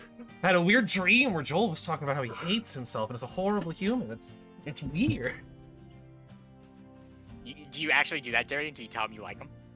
Yeah. Like, Joel, you're alright in my book. Thanks. Kind of out of nowhere, You're all right in my Darian, book, but- too. All right. Darian, you know, I admire your horns. Thank you. I've He been does told have I'm say quite a that- horny individual. They say that the most successful men in the world have been the most horniest. Ah! Ah. And this is why we keep you around, Joel. You're Yep. funny. As Arthur is stirring awake and getting himself up, one of the things he kind of wants to take a mental note is, because he remembers from the guy in the cave talking about their shadows, he wants to keep an eye on his own and then Joel's, because those were the two that That's too long. were... Arthur, your shadow's about the same. Joel's has grown in size. Okay. All right, what would the party like to do? Well, continue on. Try to find this will. Continue on to the willow thing. The little willow. Little wildflower, oak. Little Oak. That's the one. Will of the the Faewild. That's what it Will was. of the Will of the Faewild and the little oak. Yep. You should have been in a little willow. Will the Feywild From and the Little Willow. Little Willow. That's Willow, a tongue willow, twister. willow. Little Willow. Will All the right, you Feywild guys and the begin Little continuing Little- north. Willow. Eventually, you come to a fork in the road with a scarecrow-like creature with its arms pointing in two different directions, signs hanging from its arms. If you travel west, it says Loom Lurch. If you continue heading north, it says the Little Oak. Well, I guess we go north then. Clearly, we go west. It's Yeah. opposite day. I mean, if we want to beeline it, maybe. Well, hello there! Oh, it talks. The scarecrow It's- springs to life. Arthur jumps flailing out of his his skin. Holds the gun. Hello. How's it going? Yeah, it's not so bad. It's been better. What are you looking for? I'm Strawbeard, and if I can't find it for you, nobody can. We're looking for little oak. Self-worth. Oh, the Little Oak. Well, if The you meaning just of go, life. and he begins like twisting his arms around itself, and he just points in all these like random directions. With, you'll find him. Did you just say beast? Yes, What a direction. Oh. because here and thither, what's up is down, and what's right is left. What's inside is outside? Yes, he's got it. So which actual direction is west? West is where you want it to be. It's actually that way, and he just points north again. That's west. Oh, Thank you. I'll be 100% Thank honest. you. It's been a while since I've talked to anyone here in thither. Of course. You guys are the first ones that come through that haven't been these little kids that look like they want to freaking, themselves. Oh, What? Pretty dark. Is it common? Yeah. Oh, yeah. Oh, Scabatha Nightshade. Oh, she tricks people here into thither. Coming grown up, all big and muscular, fine warriors, queens, kings. Brings them on here to thither. Reduces them down to little tiny children. Gets them to work for her in her toy shop. Come on through. Half themselves. Oh, and we're half yourself. Ooh, it's difficult to be a whole self, you know? Now I feel just like half myself too. I'm half straw, half scarecrow. So what's the other half of me? I don't fucking know anymore, man. I'm going crazy. Well, Oh, we're looking to help. That's why we're looking for Will. Can you help, actually? You got a mighty fine shadow there, my friend. And your buddy with the warhammer who's waving it around like a stick. Oh, he's just a lick away from winding up a little kid. Winding up in Oh. Scabatha's little clutches. to be fair, we did that, and I'm gonna Yeah. point at the So head dangling Darby's just from Jamie's pointing at belt. the head. Woo! Woo! That's gross. Why are you traveling with a decapitated head? You That's- know, Well, it's the, honestly, I the don't That's head know. of really a- fucked up, I'm not gonna lie. We'll have to It's ask the head Jamie of a about it hag. later. it's one of the sisters, and we Belverona's killed her head. face. You know. Scarecrow say his name was? I think he did. Did Yeah, he? he never did. Don't- Oh, I said thought, his I thought he said his name. Oh, okay. If No worries. he I'll- did it, then I'm a terrible DM and don't remember off the top of my head. Well, I'll be honest with you. Oh no, he did. Yeah, Strawbeard. Strawbeard. Strawbeard, Oh, yeah. thank you. Yes, Well, Strawbeard. So what happens when you opt off a character? Yeah. Well, Strawbeard, I'll be honest with you. I've had this shadow probably longer than I haven't had this shadow. Ooh. And I've done some pretty great things carrying this load. So, Yeah. Hey, Sometimes they say the people with the biggest shadows make the biggest influence in the world. Something about that kind of internal darkness clock that's ticking, tick tock, tick tock, tick tock, that makes them do great and crazy things that average people won't do. Oh, till it gets to be a little bit too much, and then it's the old bleh, if you get what I'm saying. I do. So thank you for pointing us on our way. You said it's this way, and I'm going to point in a different direction than he originally pointed. No, I literally said it's that way. Good Just on making you. Good stuff. Good luck if I see you cross by this way, which, if you're going after Scabatha, you're gonna have to cross by this way. Make sure you say hi to Strawbeard here. I look forward to it. We'll be I don't back, get many people that Strawbeard. come talk to me anymore. Is fact- Scabatha's toys workshop that way? I'm gonna point the west direction. Yes, and Loomlurch. That's where she builds her toy army. That's where she feeds in sorrow. Builds it. She's good at that. Well, But you can't really build on someone's sorrow unless they have it now, can you? let's say if we can't beat her, then this one here will starve her, and I'll just slap the back of Sentinel. No Because sorrow if she's there. feeding on if she's feeding on sorrow, his tank's empty. I did say Well, Sentinel's yeah, he shadow has was a shadow actually bigger larger than- than Darby's and Jamie's. And mine, I'm pretty It sure. It Yeah, can be, yeah. It can be perspective. I said that's what that Arthur views him that way. He projects, so That's fair. I know the force of endless optimism in the party, typically the happiest people are internally the Yeah. saddest. masked by deep, dark Oh, concern yeah. for his existence. We're all a And with bunch of that- damaged goods. Yep. And with that, Strawbeard kind of reforms into the position he was, pointing in the ways that he was. Catch you later, Strawbeard. He doesn't We'll, reply. That we'll was journey onward. Different. We will. We're gonna go to Will of the Faewild.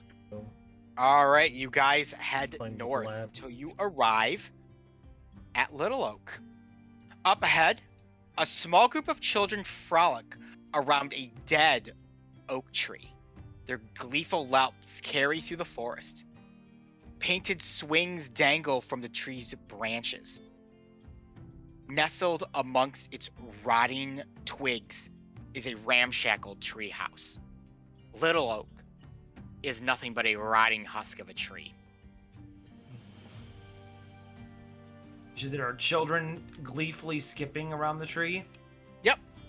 Arthur is going to, not noticeably, but he's going to slow his pace to where he's kind of at the back of the group. Arthur is Oh. now taking up the rear. you wanna As just you start approach, you asking? do notice that the children are of different races. One is a dwarf, one is a dusk elf, and one is a gorg.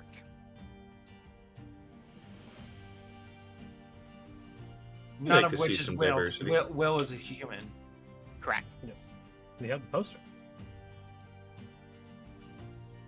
All right. You want to just start asking around, or I'm not.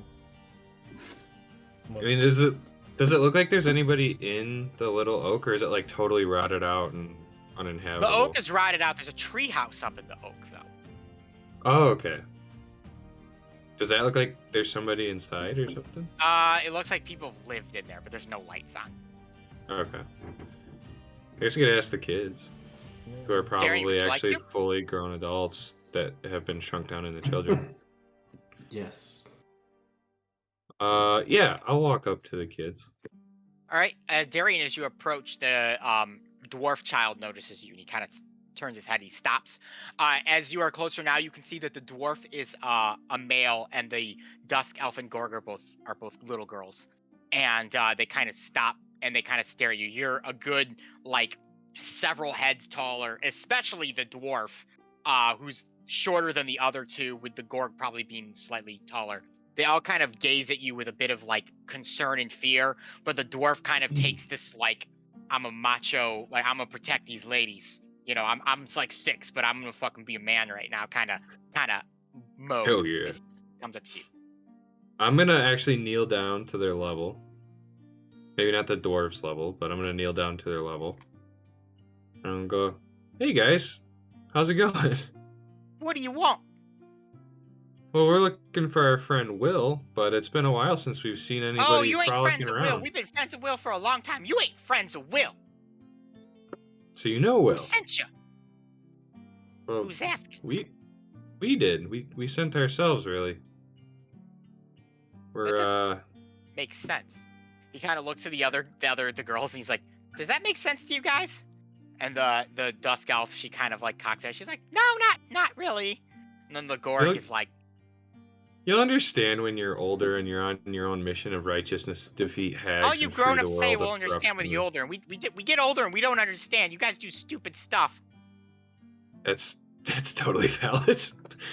No, we got Will's name from some old man in a cave who makes things and regrets all of his life decisions. So he Nib! sent us here. Oh, you talked Yeah. to old Nib? Yeah, How's good old Nib Nib. doing? He gave me these bracers. He seems really Oh, depressing. you must be friends then. Nib doesn't hand out gifts to anyone. Oh, Sloan, do you want to go get Will for them? If Nib's okay with them, he's got to be okay. They got to be okay. And the Dusk Elf nods. She goes, "Okay," and she runs off and climbs up into the treehouse. Oh, well, much appreciated. I didn't get your name, by the way.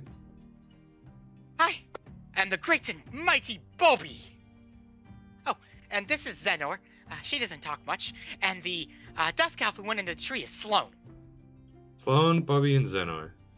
Nice to meet all three of you. Yeah, and then there's Will. Oh, of course. I'm Darian. These are my compatriots. The big chicken fellow, that's Sentinel. The guy with the stupid hat, that's Darby. The guy with the also kind of stupid hat, but a little bit cooler because it's got a big feather in it, that's Arthur. And you got our own private doctor, Dr. Watts. And then the guy recklessly swinging a hammer with oversized armor, that's Joel.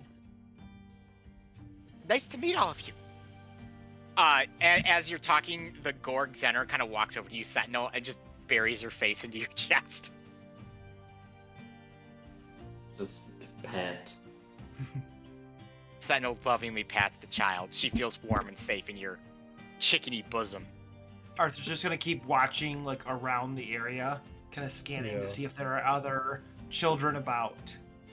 There are no other children from what you can see, but Bobby does approach you, Arthur. He gets very close. Are you a pirate? Yeah. Ooh. Will tells us stories of pirates. Pirates in big old ships, sailing the high seas, burying treasure, keel hauling people they don't like. Did you do all that? And more. What'd you do? Well, Bobby wants to be a pirate one day. Oh, when he gets out of this place. Oh, well, being a pirate ain't as all cracked up to be. It's lots of danger. Lots of shitting in buckets. Lots of rain. Bobby drops out a small rusted dagger. Bobby knows about danger. Thank you very much. Oh, just the other day, Bobby protected Sloan from a dryad. Really? Bobby did? Ain't that right? So Sloan went up to get Will. That's right. Bobby did? And Zenor just pulls herself back from from Sentinel and just looks at you, Arthur, and goes, Of course not. Well, he's got the right attitude, huh, Arthur? That's 50% of being a pirate is being brave. Do you want to know what the other 50% is? killing people. Being drunk. Don't tell Will, but Bobby tried a little bit of Scabbeth Nightshade's secret elixir. I snuck in the loom lurch and took it. Whew, it made Bobby feel real weird on the inside. Kind of like Bobby was drinking a bunch of fire ants. Whew, I didn't like it. It was disgusting. I never want to drink it again. Then you can't be a pirate. Well, maybe when Bobby's older, Bobby will like it better. There you go. I thought we were about to start giving kids drinks in this, and I was like, hold on, we gotta stop. Arthur hands them his rum flask. As you are conversing with Bobby in some parts of Zenor, who basically replies and shakes and nods to any questions you might ask her with yes or no answers. If they don't have yes or no answers, she just cocks her head like this and refuses to reply. Sloan, this Dusk Elf girl, kind of steps out from the treehouse, and she goes, announcing, Will of the Faewild. And the sheet covering the front of the treehouse busts open, and out steps a young, dark-skinned boy with frizzed black hair, wearing kind of like these rags. He's got like a leather coat over him.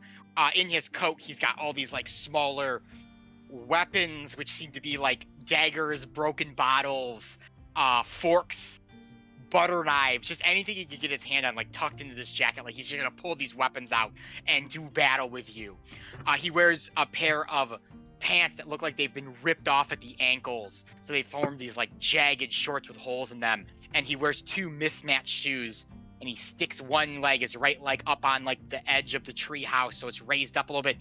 Puts his fists on his side. He goes, "Cheerio, loves. Will of the Faewild at your service."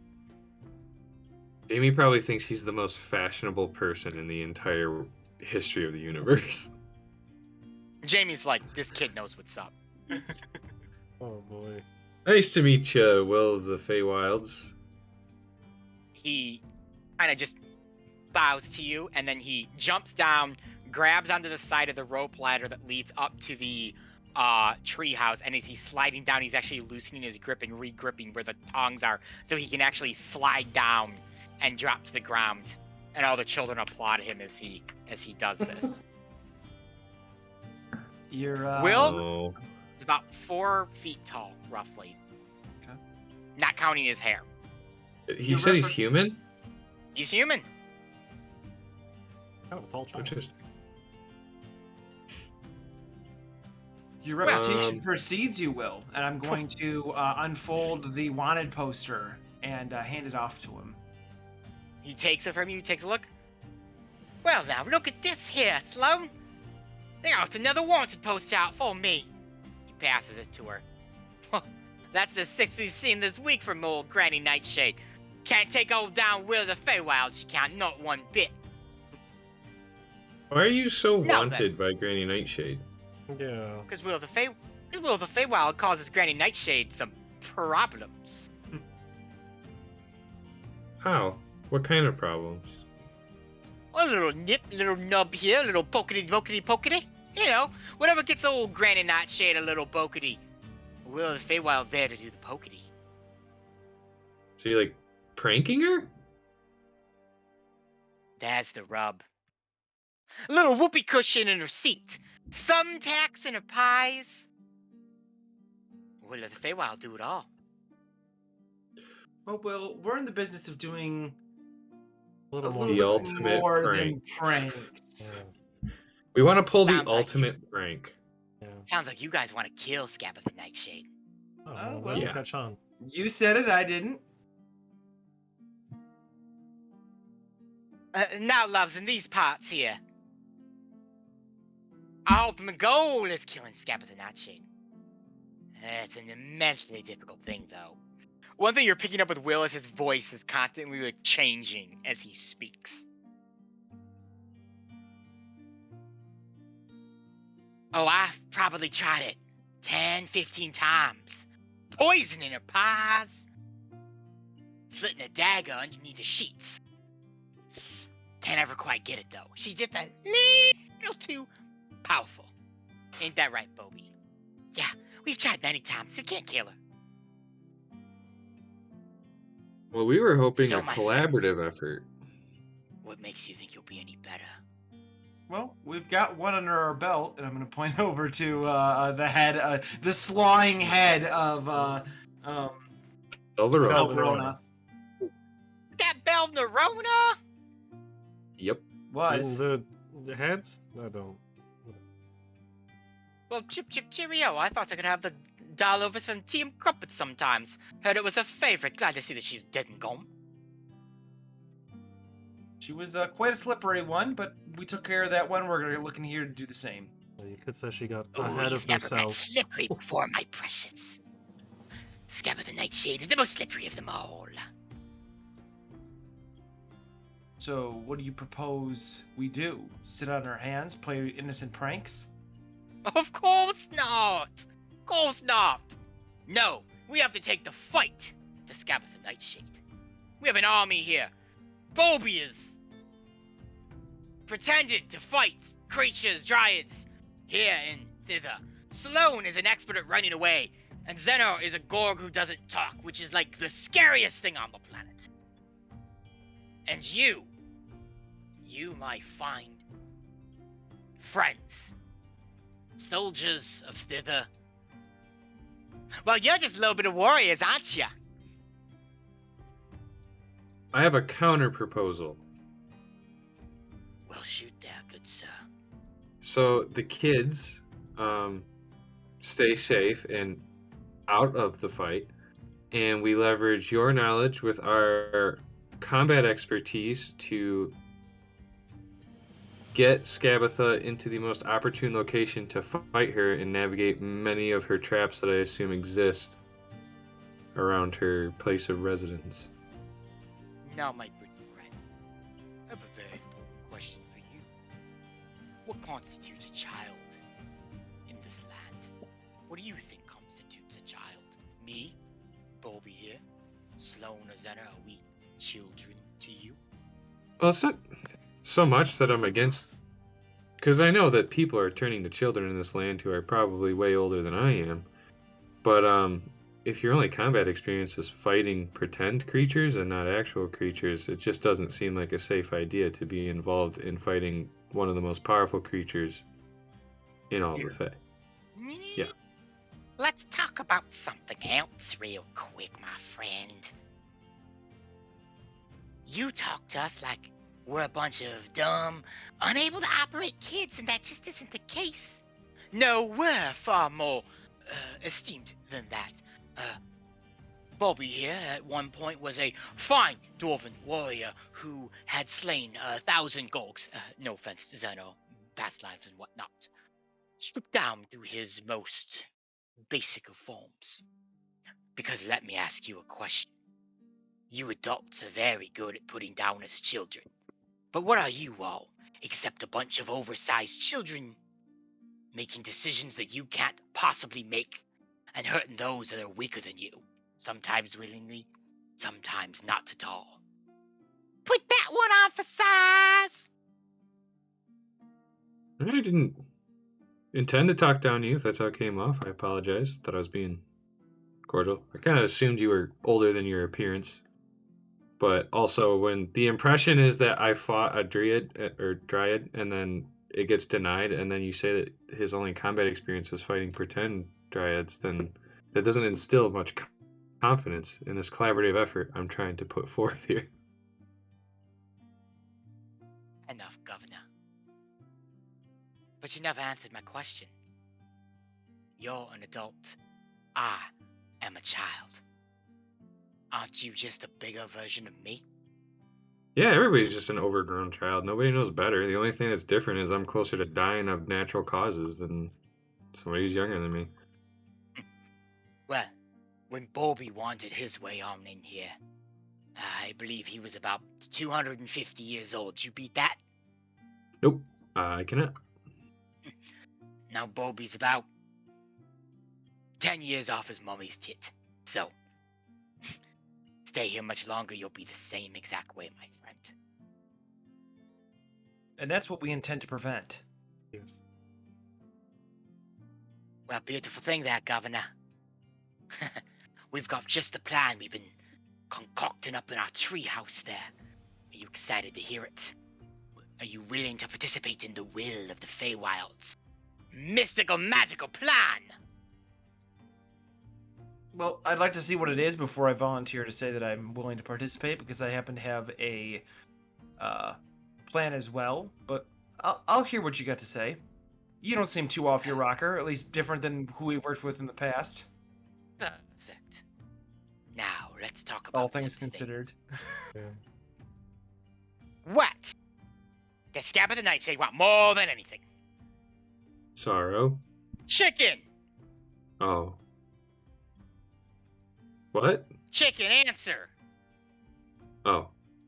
Chicken. He's directing no. his question to the chicken. The chicken is being asked a very directed Sentinel. question at the chicken. Nicholas! Yes. Welcome What? to D&D. The Scab of the Nightshade want more than anything. Love. Wrong. A unicorn's horn, because she was stupid enough to give it to Kalik, the dark wizard in the Palace of Heart's Desire. Trademark. Patent pending. So, patent pending. So, what is Bobby and Sloan designed? Bobby, take it away. Well, I've designed kind of a really cool system here, where we're gonna trick Scapitha into thinking that a unicorn's wandered her way into Loomlurch. Sloan, go and get the costume. And Sloan pops back into the treehouse and then comes out with a horse costume where you would have someone be the butt and someone be the front, but the horse has a horn on it and it's white and has a purple mane. That's a unicorn if I've ever seen one. We have seen one. We are going to dress up as a unicorn, walk right into Loomlurch, and when Scapitha the Nightshade comes to strip our horn, I'm going to jump out from the ass of that cone, draw out my dagger, and slit her throat right in front of everyone, and then release the dozen or so children she has imprisoned there, just like Errol Flynn. I'm gonna look directly at Arthur and be like, should we just leave? So I really appreciate the enthusiasm and the costume. I can see a lot of work went into that costume. There's not too many people who can pull off a Trojan horse like that, let alone a Trojan unicorn. But here's a thought. You said Scapitha the Nightshade wants more than anything a unicorn horn. That might be true, but there's something else she wants. And we've got proof that she wants it. Actually, according to your records, you have 6 pieces of proof that she wants it. Do you see where I'm going, Will? I do. She wants you. So. Well, now, that is a most interesting thought now, isn't it? If we could use you as bait, not in the literal sense. So we'd tie up your hands behind your back, but it would be a knot you could very easily release. She would have no idea. We'd be walking you through her camp, giving her something she wants. Then we spring the trap. You break free, slit her throat, free the dozens of children that she has under her control, just like Errol Flynn. Well, now, compatriots, friends, gather together, circle up. Let us discuss this plan. And all the children kind of gather together and they begin talking amongst themselves, minus Zener, who does not talk. And after a few moments, Will pops up. Now, do you believe that you could get me within a few feet of Scapitha Nightshade? I can't promise anything, but I can try. Well, now. That just sounds like a damn good Cheerio time to me. I'm in! Awesome. Okay. Let's do it. No, then. What do you need from us, Mr. Pirate? Can I join your pirate crew and sail the high seas with you and swab the poop deck? Well, I don't happen to have a ship anymore, and I'm not a captain. So as much as I'd love to give you that honor, what we need from you is we need you to hide on the outskirts of our plan.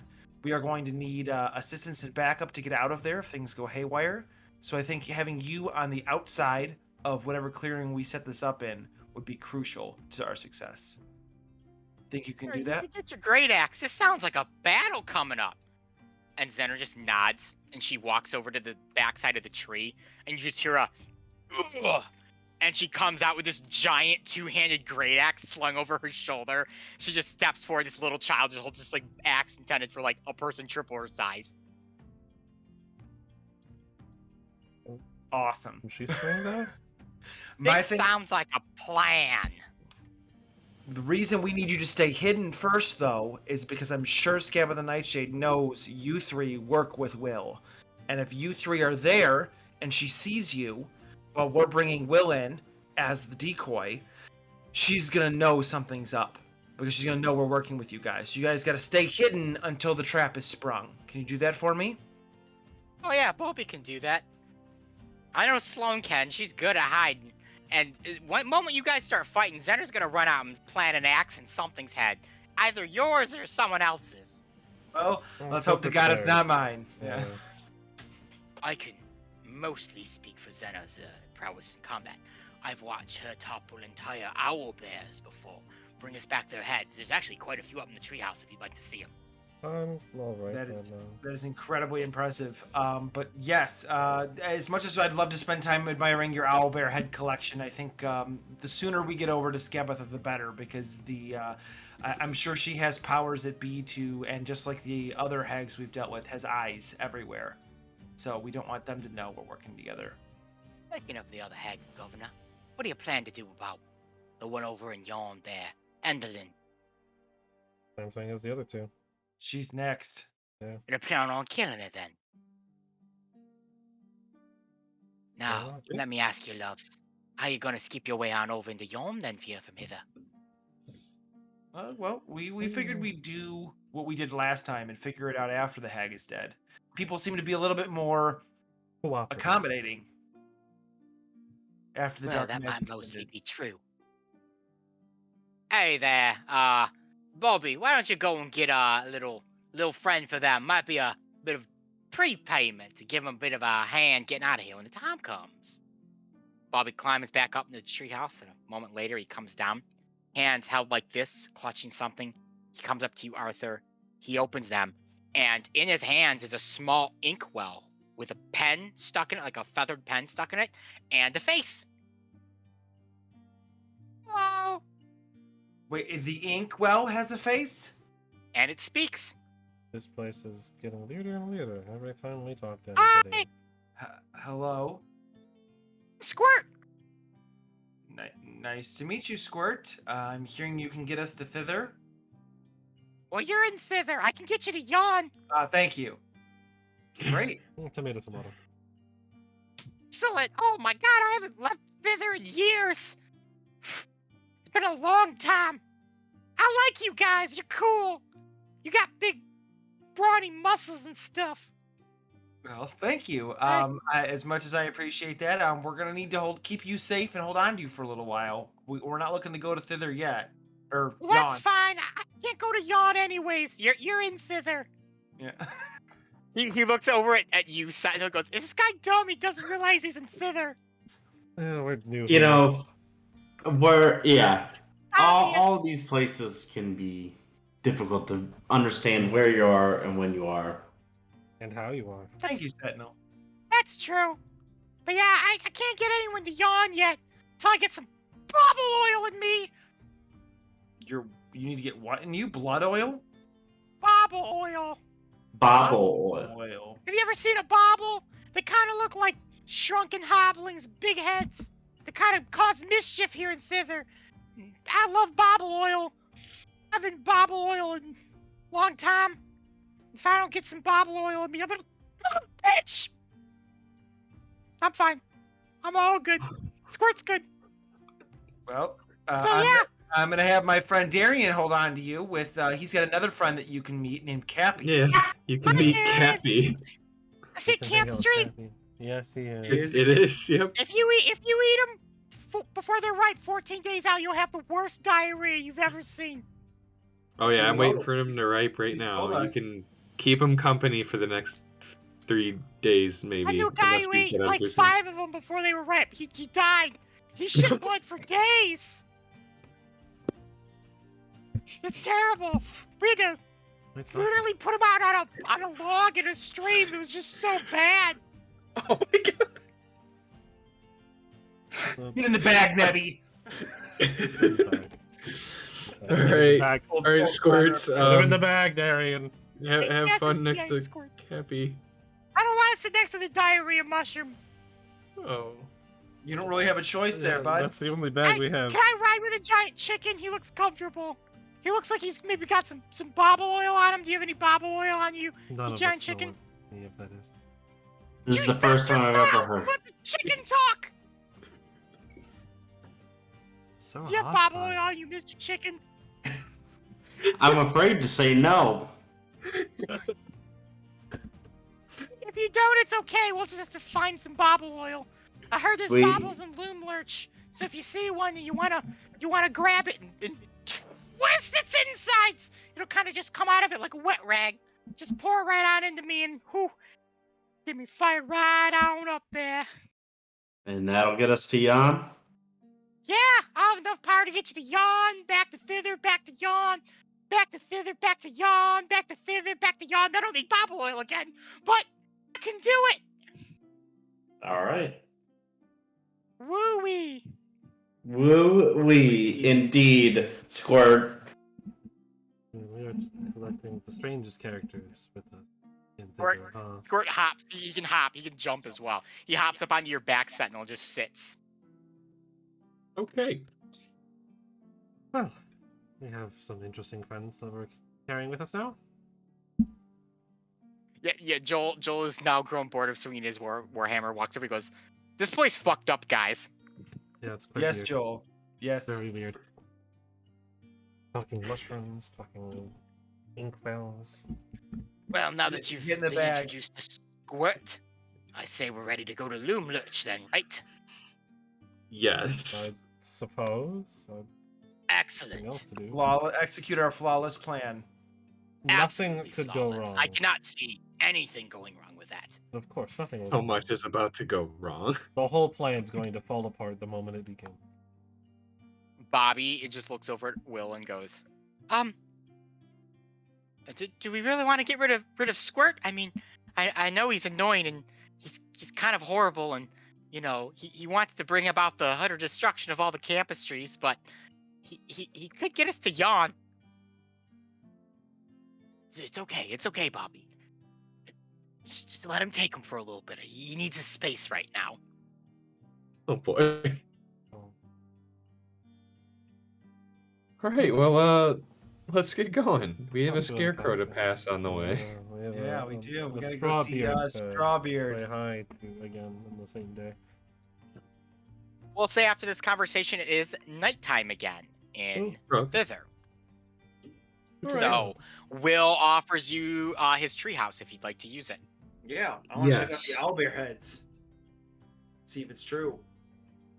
All right, you guys climb your way on up the treehouse. Okay. Enter.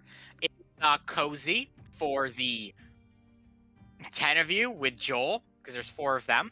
So you all kind of find a nice little corner on the floor to rest your weary heads above 12 owlbear heads that have been severed, plaque Wow. mounted, and hung up on the walls. They all have names like Googly Bear and Snuggle Bunny and Tim and Jeffrey. Wow. nice. Actually quite impressive. Xena is a killer of owlbears. She can't hit the broadside of a bun for anything else, but if it's an owlbear, it is a one-hit, one-kill decapitation. Fair Oh. enough. Well, hopefully the hag is just a giant owlbear in her eyes. That would be something, She's wouldn't not. it? She is a hag through and through. If you were to break her arm and split it open, hag juice would come out. And you know what they say about hag juice? No. I don't. It tastes like Sunny D, so don't drink it. Well done. What? Oh. Isn't this supposed to be like the Arthur's- darkest part of the campaign? Arthur's going to be very confused, Yeah. studying the irony of teaming up with a bunch of kids and try and fall asleep. That is true. Kids. They're older. They're all older than you, I'm sure. The Dusk Elf is for All sure. right. You guys lay down, you sleep, you get a long rest if you need to replenish anything. I don't think so. And you awaken the next I'll morning. hit the button anyways. You hit that button. We do. We Hell did yeah. it. You never Boom, know. you long never know. rest. Confirm.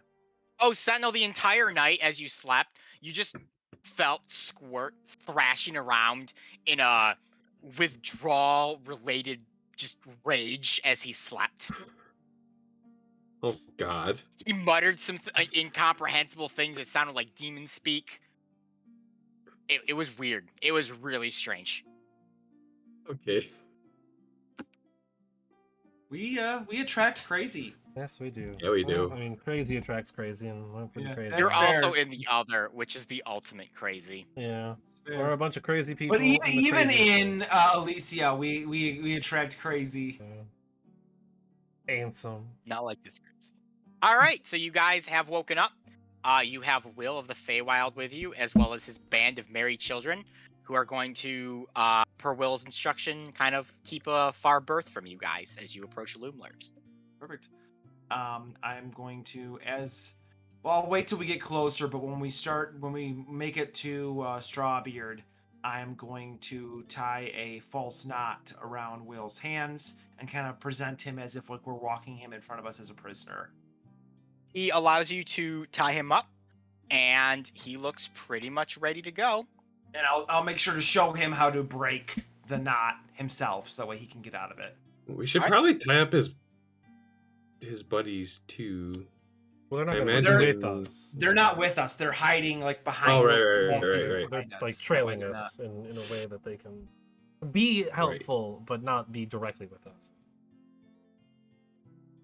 Because that'll be. So if you guys want to look, you will see you at the bottom of the map.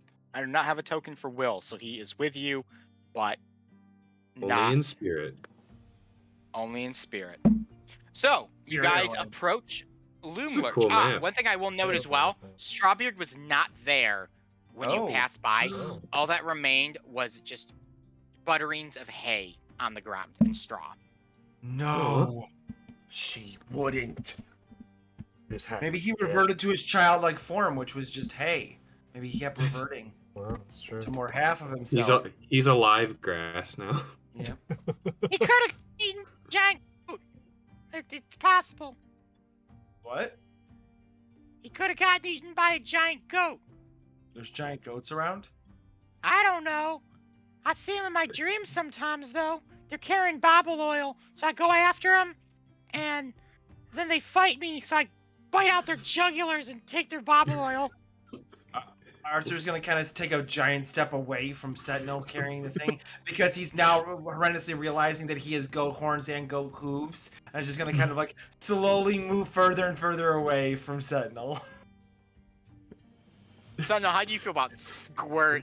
Maybe we should keep those two. away Sentinel from each bears other. you no mind, DM. He bears Yeah. you no mind. No, Yeah. just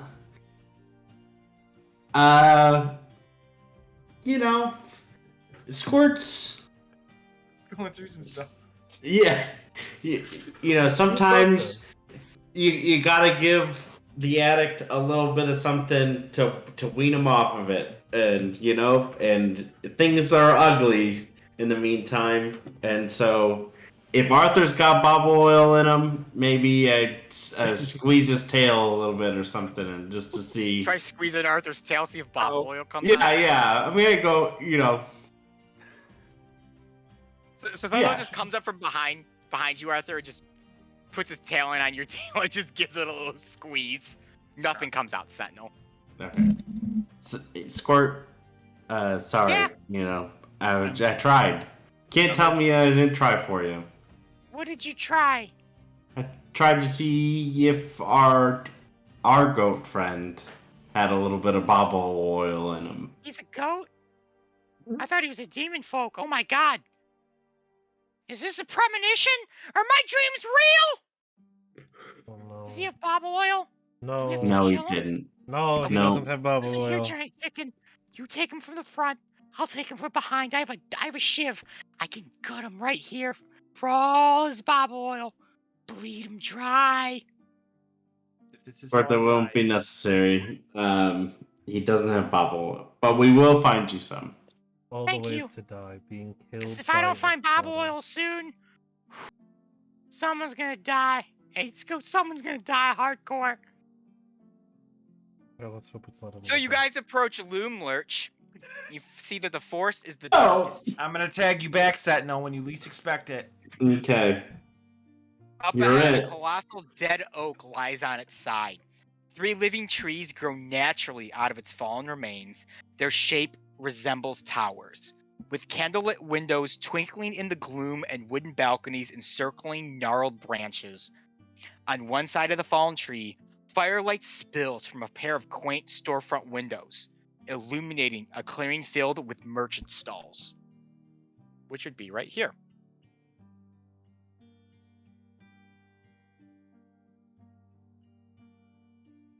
So how do we want to approach this? Do we want to walk over to the merchant stalls and have her men go get her? Or do we want to just try to approach the tree? Mm. I think we go about it like we've succumbed to the other, and we're just looking to collect the bounty at this point and make our time here as good as possible. So I think marching into the stalls and asking her would be kind of like what somebody who's trying to collect a bounty would do. Okay. Yeah, that's fine. That's as long as she doesn't know our plan through Exploration some magical means. initiative real quick as well. What'd you say? What's that? Exploration initiative, please, Oh, from everyone. okay. Yes. I can do that.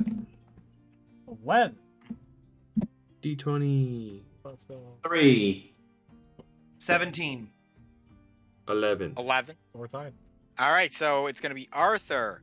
Who wants to go first, Darby or Darian? You Darby, go first, he's yeah. got the higher decks. That's fine. I go. Darby, Darian, Sentinel, Arthur, you may start us off. So he's going to get to the front of the group. He's going to be holding Will up in front of him, kind of like pushing him along. I'll have my scimitar out for show, kind of like pointing it towards Will's back as I begin to move.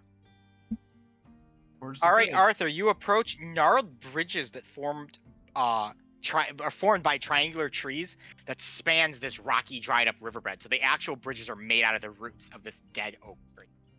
Okay. I will precariously begin traipsing across the bridge, hoping that our plan will come to fruition and that these little kids are hiding somewhere else. Joel follows. Alright, cool. Also follow.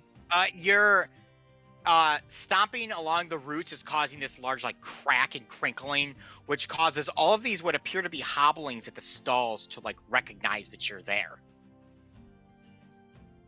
They kind of all look. All of them look like standard hobblings, except for one, which has a pumpkin over his head. And there seems to be 3 stalls that are situated in this clearing, lit by windows carved into giant fallen trees on the side. They are selling candy. 2 of the goblins are working each stall. The whole enterprise is watched closely by a hobbling with a gourd on his head. He appears to be muttering to himself. Arthur will kind of slow his pace a little and go, "Lo, friends, we're here for the bounty of Will of the Faewild." Kind of all the hobblings look up, including the gourd-headed one. Did you say you're here to claim the bounty on Will of the Faewild? I won't be repeating myself. Well, I didn't ask you to repeat yourself. I asked you to state your business. I already did. Well, I asked you to state it again. And I told you I won't be repeating myself. That's Yeah. not repeating yourself. That's stating your business a second time. That's what old Chucklehead here says. Oh, but we're talking in circles. Can I talk already. to somebody with a little bit more intelligence? I am the leader of this hobbling troop selling candies, thank you very much, and a right-hand hobbling to Scabbeth and Nightshade. You'll show me an ounce of respect. I will show an ounce of respect to who I am shown respect from. We are here to collect on the bounty of Will of the Faewild. Do you speak Common, or would you like me to speak any other language for you to understand? I am speaking Common right now, so yes, I do. Great. Awesome. Wow. Gotta say, we're very impressed. Be impressed, boys. They're impressed. How'd you do it? Well, fairly easily. We found the kids' clearing from a scarecrow not too far away. Snuck in the dead of night. Took out the little ones dancing around the tree pretty quickly, and then threatened to kill them. Will came forward, not wanting to see his friends die, and we grabbed him. Did you kill them? What do you think? I don't know, that's why I'm asking. Oh, fine. I don't think. Arthur's gonna take a deep breath through his nose, kind of like overemphasizing that he's losing his patience. Yes, they're dead. Wow. We know where they lived and we couldn't kill those brats. Anytime we go to the trees, they'd flee into the woods and disappear. Except that nasty little inkwell thing that just screamed at us about bobber oil. I hope you killed him too. Never found an inkwell. We were just there for Will. Damn. If I ever see that little inkwell, I will crush it under the weight of my foot. Well, if you've collected the bounty, I will go and let Scabatha know. She'll meet you in the parlor, which I can also show you to. Oh, would anyone like a candy or a cookie? Look behind me. Is my money good here? Oh, it's free. You caught Will of the Faewild. I'm not going to charge you. Oh. Scabatha skin my neck if I charge the heroes of thither. Well, Do I don't Do these particularly- cookies have a lot of Fey energy in them? Yes, of course, immense Fey energy. I would like some, please. He can have Awesome. mine. Me too. Would you like 2 cookies? Maybe 10. I don't know. Oh, I don't know if I can give you 10 cookies. He can have each one of our cookies. I don't think anybody else wants any. Do you want one, Sentinel? I mean, I kind of want a cookie. Okay, so You don't get Darian Sentinel. can have all of ours. Joel's also like, I kind of want a cookie too. Darian can have all of our cookies except for Joel and Sentinel. Well, can I get Will's cookie because he's about to be turned in for this bounty? Sure, you can have 4 cookies. That's fine. Yeah. Not to speak for Jamie, but he would probably just say you can have his too. You can have 5. I don't think cookies Jamie back. would necessarily want a random cookie from these people that are our enemy. How many cookies do you eat? Oh, They look I'll, delicious and they are radiating with Fey energy. I'll eat 1 for now. And then I'm gonna just put the other 4 in my bag. Oh no. So as you begin eating the cookie, Darian, God and damn it's down it. to your stomach, you just feel your head swell twice its normal size. So now your head is twice the size as it was before. Cheat code activated. Res- Big head. I was just gonna put these back in my bag as Fey biscuits, but I think I'm gonna take them out of my bag. You are so top heavy due to the size of your large noggin that your attack rolls for the next hour have disadvantage. Oh. Hey, what's going on here? It kind of looks like an allergic reaction to me. That or strange Fey energy that we bake into these cookies. They can do a lot of cool things, like, let you increase in size or decrease in size, or that. Oh. Well, thank you. Joel also ate his cookie, and his head also grew to twice its size as I rolled the same thing. So, What about Joel also Sentinel? has yeah, did Oh, you yeah, eat your Sentinel cookie, eats- Sentinel? Yeah, of course. Oh no. This could be Grow good. bigger, Sentinel. Grow bigger. Yeah, get bigger.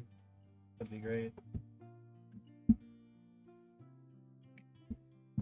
Sentinel, you are targeted by the polymorph spell, which you automatically fail. You now are a butterfly for 1 hour. Guys, our plan is fucked. But we have to wait an hour before we can do He anything. just. The thing is he does not retain his intelligence with polymorph. So he literally just he has the intelligence of a butterfly right now. Okay, well, I will catch Sentinel, and I will tell our hobbling friend we might need to wait a little bit for this to wear off because our friend can no longer communicate, and my head hurts. Yeah. Sentinel, do you let yourself be caught by thinking as a butterfly, not as Sentinel? Do you let yourself be caught by Darian? No, I will fight this. I'm I'm gonna flying need away. I'm gonna need athletics checks from both of you, but I And- have to look up the stats for Yeah, a butterfly. butterfly. I have a feeling they don't have a good athletics check. You know, I'll let you do acrobatics. You can do acrobatics or athletics. Sentinel, you get a +2 in this roll. Okay. Oh, well, it's better than I thought. Honestly. My normal acrobatics. So Okay, so You also have acrobatics no or- bite, attack, and conceive, even though I'm using the bite thing. All right, I got an 18. I got a 10. Yes. You easily catch the butterfly in your hands, Darian. Dang it. Did you roll? Oh no, I just said attack rolls, not skill checks, so you're okay. So you want to make Scabbeth Nightshade wait an hour to turn this little bugger in. There's 7 of you. 6 of you. Yes. We are a Yes. team and we do everything together, and our friend is no longer able to do anything because he's a butterfly. You have the wanted poster? We do. I will grab the wanted poster that I grabbed back from Will and hand it to That him. says you get your neck up in gold and silver. Neck up in silver. Right. I'll So go it's take- well before you go. It's only fair that we wait till Sentinel is our chicken friend is his normal Yes. form, because So as a this is real butterfly, he'd only get 1 piece of silver, maybe 2, and when he's in his normal form, he'll get significantly more. So Give me a persuasion roll, Arthur. It's a very good point. Yes, that makes I would a lot like of to help sense. him on this persuasion roll by nodding aggressively. With your massive Persuasion. head. You do not- you do 16. not get. Well, all right. I guess that makes sense. Not fair if you get a Gussie up in silver and he just gets a little coin that's set next to the little butterfly body. We'll wait the hour. Or he just walks over, takes a dagger out, stabs the butterfly for 4 damage. Sentinel, you take 1 damage as a butterfly and then 2 as Sentinel, and you're back to normal. Hey, look at that. Fuck. That was easy. These Fae cookies are a real mess. Well, what can we do about this? What about that? You look great. Both of you look like, you're king and queen of the other. I don't like it. You're the queen. What is that supposed to mean? Always did think you had a Nothing, I big just had head, to pick Darian. one. Women are powerful, okay? That's right. It's what my wife tells me every night. Fair enough. Okay, well, All this right. is Well, fine, I guess. the big head gang would like their prize. Oh, Follow me to the parlor. You can deliver Will to Scabatha yourself. Come on, Will, and I'll kind of push him forward. All right, so if you want to move yourselves into the area I am revealing right now. man, I gotta be a big head disadvantage guy. Right here. All right, I'm in. Some chairs in there. I apologize, this area is like really small. I did a very bad job of doing the map for it. Map looks great, Ethan. Don't worry about it. So you're all kind of in these spots. There's like 3 chairs you can sit in, and Chucklehead moves through this door here. As he opens the door, you see what kind of appears to be like a working area, almost like a factory of some kind, but he shuts it very quickly. You have trouble getting a full view of it. Here in the parlor, you find that this chamber is nestled between walls of twisted root, through gaps in which you can see the eerily beautiful woodlands surrounding you. A closed wooden door stands opposite of the root bridge that leads into this room, in the center of which are 3 armchairs encircling a small table laid out for a tea service. A planted wooden box 3 feet on a side rests in a corner. Planted wooden box 3 feet on a side rests in a corner. A crank protrudes from one side of it, causing it to resemble an oversized jack-in-the-box.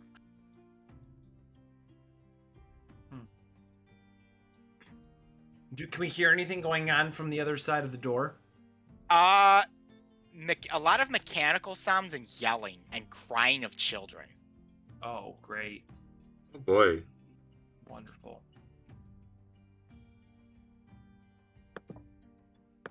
About a half hour passes as you wait there. Do you do anything in that half hour, or do you wait? I cross my fingers that another half hour passes. You said this big box is like a jack-in-the-box? Yes. Tempting, It is but tempting. I will leave it alone. Yeah, I don't want to mess with it right now. We can mess with it later. After a hat. All right. If you hold off, and take a sit. After a half hour, Shuffle So it's cards. been an hour? it's been a half hour. Oh.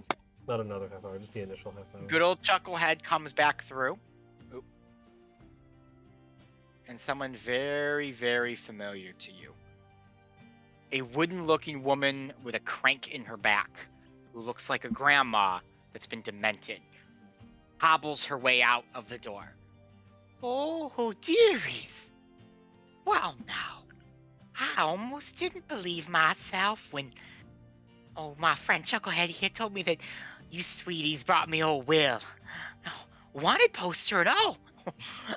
Gran and Nightshade knew there was something real special about you, dear. It's real special.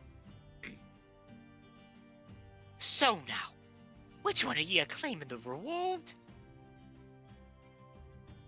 Well, One? I figured Will could do it himself, and I'm gonna push him forward, kind of like as our signal for him to break free and take his attack. All right. Will breaks 3 of his restraints. He goes to swing for Scabatha, and the moment her eyes lock onto him, he is stunned in place, unable to move. Oh, dearie, dearie, dearie. You've been a naughty, naughty bad boy for Gran and Nightshade. Oh, running away, taking some of my dear, sweet children from me. Oh, when'd you grow a soul, Will? When'd you decide that you could go off and hurt your granny so bad? When did you decide that you could leave the evil behind? And she places a hand on Will's head. And you begin to watch as the child morphs in front of you into a strange, disgusting looking creature, not resembling a human. Oh no. As I wait for it to load, if it loads.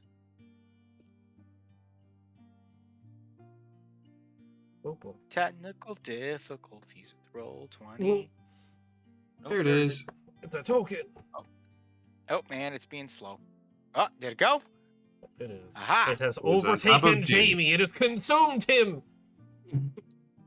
GG. Bye, Jamie. You're dead. A You're dead. strange creature has appeared before you. Well, Oh, it's like busted the token. Let me try that again. It towers above you at about 6-7 feet tall. Okay. Has a dark hood, bluish skin and white hair.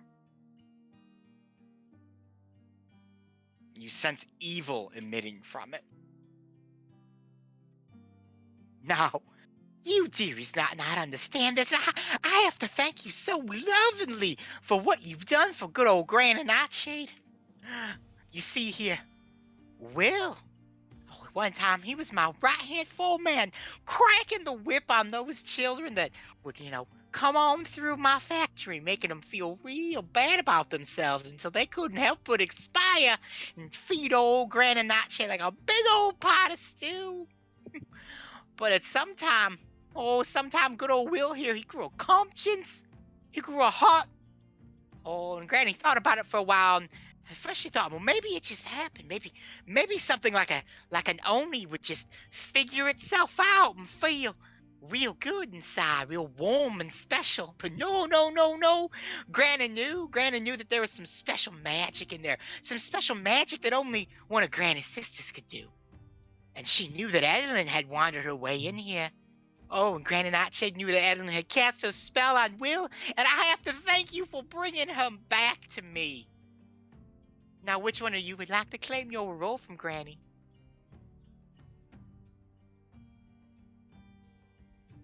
I think I can speak for all of us when I say we're not here for a reward. We're here for your head. Oh, well, most expected that.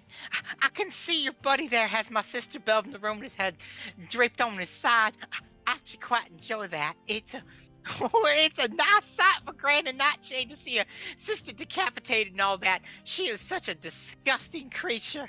Oh, she didn't get any of Granny's home cooking or any of Granny's looks if you ask old Grandpa. Now then, which one of you wants your reward? The silver? Yes. Oil? No. No, I'm more into gold than silver. Oh, silver can be worth quite a bit, though. It's not the same as gold. The way you've written the reward up to your neck in silver doesn't sound much like a reward anymore. You're not gonna give us an award. Like I said, Oh, but you guys have fulfilled a pact here that's in the other. A pact that not even us eggs could break that's set in by Queen Zatina. I have to give somebody the reward, or I'm just gonna have to pick randomly. What does this reward entail? What does up to your neck in silver really mean? I don't know. Why don't you find out for me there, my big-headed friend? What? And immediately, Oh, okay. Darian, you are buried up to your neck in just a bunch of random silver objects. Well, I already had disadvantage anyway, so. You are restrained now. damn. Ooh. Well, honestly, not much has Thank changed for you. you. Now, Gran and Nightshade's gonna ask y'all a very important question. Are you coming for dinner? I can't move. So no. No. He Well, brings up a good point. Gran and Nightshade's cooking a real special dinner for all you. But you know what grannies always say. Sometimes you gotta do a little exercise to get the good stuff, to get the grubbing. Put in a hard day's work. Then Grammy check your tummy, make sure you're hungry, and then she fills you up real nice with some of that delicious stew. So you come and find Gran and Nightshade here in Loom Lurch. You find Granny Nightshade, you bring everything you got, because Granny Nightshade is not gonna give you any quarter. In fact, your big chickeny friend there, I kind of like what you did with my sister there. I'm thinking about doing that with his head on my side. I think it'll look real good. Be like a stylish purse for Granny. What do you think there, Arthur? What do you think about that? At this point, Arthur would probably pull his scimitar out and get ready to charge. I'm not playing All no more right. games, Granny. I'm done That is listening to going- you. That will be an initiative roll. Did anyone take any seats in the chairs? No, I was probably leaning up against I Yeah, I the was thing. saying, I would've stayed could standing. not. Okay, I will say that you are all good then. Everyone, Oh boy. give me an Oh. initiative roll. Oh boy. This can't be good. No, it cannot. You guys ever feel like we rushed into something? A little unprepared? Ooh, I actually rolled quite well. Alright, where is my initiative? Right. There it is. Yes, that is correct. 4. Ugh. Oh, ooh, not bad, Darian. Not bad. Thank you. Oh, I gotta add restrained as well as big head. Big head, Darian. Does that mean I have a boost to my intelligence? No, Big head, big brain. you have a big head. Big brain Big brain. mode. Darian's got big What do we brain. usually use? You can So use the speed, net your for speed restrained becomes head, 0 right? and you can't benefit from bonus to speed. Attack rolls against you have advantage and your creature's attack rolls and dex saves have disadvantage. So you essentially gotta unbury yourself. Yeah, you can take an action to dig your way out of the mounds of gold. But I can't take an action to shrink my head. No. Oh, I Big got to roll sad. for Jamie too. Could also potentially Misty Step out of it. Oh, absolutely you could. Because your speed is I was 0, gonna but Misty say Step that doesn't require actually your sounds movement. like a pretty cool ability. Yeah.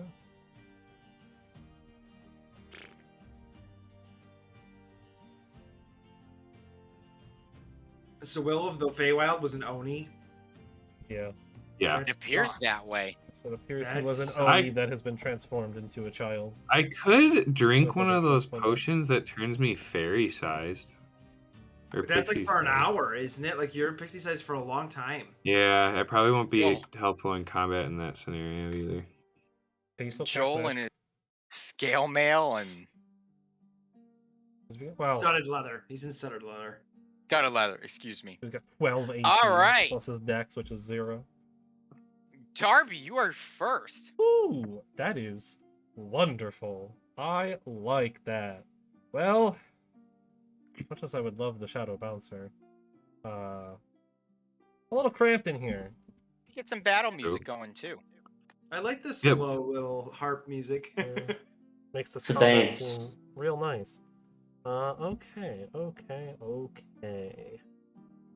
So I get 2 targets.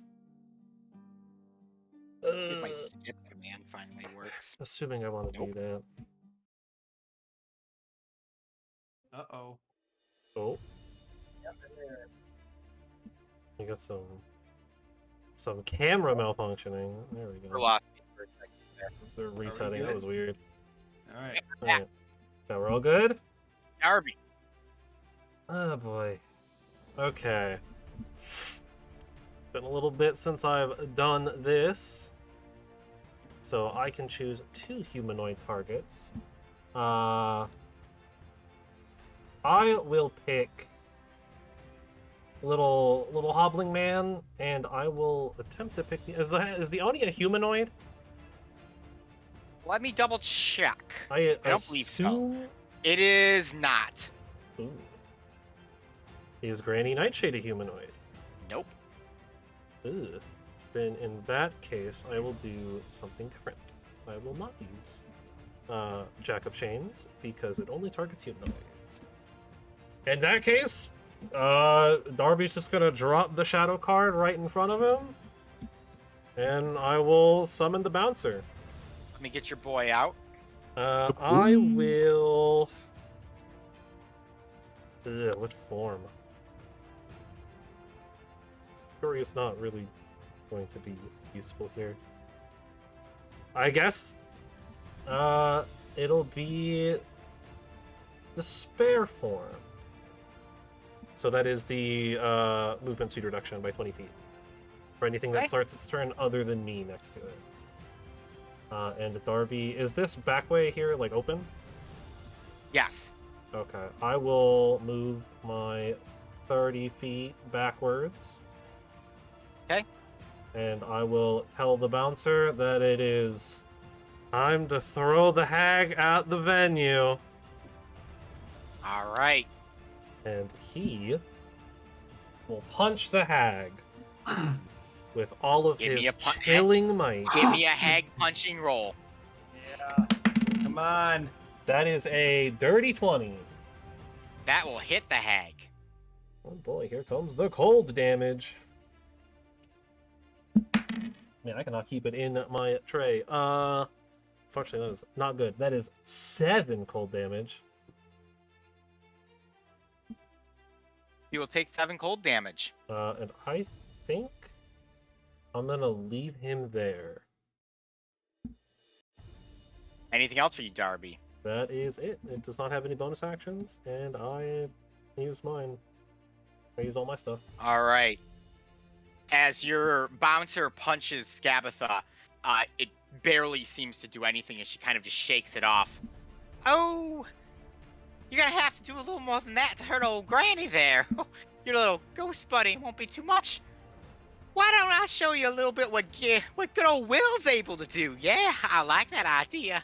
I don't. Will, why don't you show Granny how you've learned to play?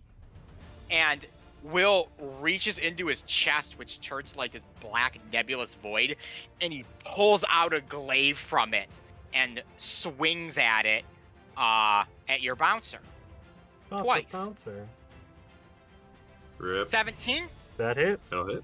Yep. natural 20. Bye, He bouncer. did. Goodbye. All right, so I'm just gonna roll all of the die here for these 2 attacks. Oh, it's so dead. 18 points of damage for both attacks. For both total? Yep. Oh, it's living. It's like half health, but it's living. Nice. Yeah, that's a big chunk, but it's standing. It looks bad, but it's Wait, 18 total or 18 and 18 for 36? No, 18 total. Okay. Yeah, it's standing. Sentinel. Come on, Cracks his Sentinel. neck after. All right. 5, 10, 15, 20. And then we will rage. Against the And machine. rage against the machine. Rage against the Machina. Okay. I start glowing. There's kind of like a force field, kind of translucent, blue light shining around me. Okay. And then I will take 2 swings at not the hag, but who's next to her? The hobbling. It's, Yeah, Chucklehead. Chucklehead. But Okay. hobbling with the gourd on his head. Yes. Gordman. That is a 15, That'll miss. and that is a 26. Ooh. That'll hit. Okay. Not bad, not bad. 11 points of damage. Yep, so actually he's going to do an interesting reaction here, and he's going to redirect the attack to swap places with Scabbeth and Nightshade. So actually going to do damage to her. Ooh. Oh wow. No, that's fine. Did 11 damage. Yep, All right, Did so you include your range immediately, bonus? I did. so immediately it's like they like blur and swap places, and you see her hitting the bark of Scabatha. All right. Question, DM, and I know it's Yes. not my turn, but from the features of Chucklehead, can we tell that he's in fact a hobbling? He has got a gourd on his head, but is there like anything that would define that he actually is a hobbling? He's got pale yellow skin, like you can see it like on his under his clothes and stuff that are pretty shredded, but other than that, not really. Okay. Anything else for you, Sentinel? That is I it. can boop him. Yeah. It is Granny Nightshade's turn. And after getting struck by you, Sentinel, Granny Nightshade cracks her neck. She goes, "Oh, that was a mighty good hit, too. I think Granny's gonna have to exercise a little bit here. You know, break out those muscles that she ain't using sometime. I want to show you boys a trick, though. It's gonna be like when Granny comes and gives you a big old hug." And immediately, you see as Granny's wooden form begins to sink and meld into the wooden log and vanishes, only for a few seconds to pop up behind Darby. Oh, hello. Hi. Uh-oh. I don't like this. Gotta And she will swing at concentrate on you. things, of course, yeah. Well, that's Twice. fine. Oh, okay. Yeah. I'm concentrating on things. 26 Yeah, it for hits. the first hit. And 16 for the second. That misses. All right. Mage You are armor, going to let's take go. 6d6 of poison damage. Woo! Goodbye, Shadow Bouncer. I'm gonna drop concentration so hard. I have a +1 to Constitution. 25 points of poison damage to you. Okay. I am not down, but that hurt a lot. And I need to do what, half of that? Yeah. So So 13. 13. You have to be 13. Yeah, 13. I can't Not save them. impossible. Not good though. Gotta roll really well here. Shadow Bouncer dissipates, burns up in Dang it. a flame, and dies out That is her turn. with a big old 8. Gob, the Chucklehead's gonna go, and he's gonna swing at the Sentinel. I'm just hoping He that makes he's, 2 attacks with a scimitar. Child in disguise, and he's gonna attack the Oni. A 18 to you, Sentinel. Yes, that hits. All right, he will make his second attack, but he has to make it at disadvantage. That is going to be a 13. That does not hit. But it should be just normal Neutral. because I did reckless. Ah! Yes. Then it was a... I actually need to re-roll that then. Because I only rolled once. And it was a 9, and I'm like, I'm pretty sure. How does a 15 sound? That misses. All right, so you'll take 5, so half 2 damage to you, Sentinel. Okay, and then that kind of force field radiates back at him for 4 damage. All right, he takes 4 damage. Darian Kips, you are buried in your neck in silver. Yes. Okay. Quick question: how do object interactions work? Does that count as an action, or You get 1 free object You're interaction per allowed turn, 1 object interaction Yes. a turn. and then you can take the object interaction action as well. Yes. So Okay. That is a can- full action to do it another time. could I? So I have 3 antitoxins in my inventory. Could I, in the same turn, give 2 of the antitoxins to, I think Arthur and Jamie are next to me, and then use my object interaction action to drink it instead of free myself? Yes. Okay, I am going to do that. I'm going to hand Arthur and Dr. Watts an antitoxin, and then I'm going to drink an antitoxin myself. And that gives you advantage on saving throws against poison for an hour. Nice. Anything else for you, Mr. Kips?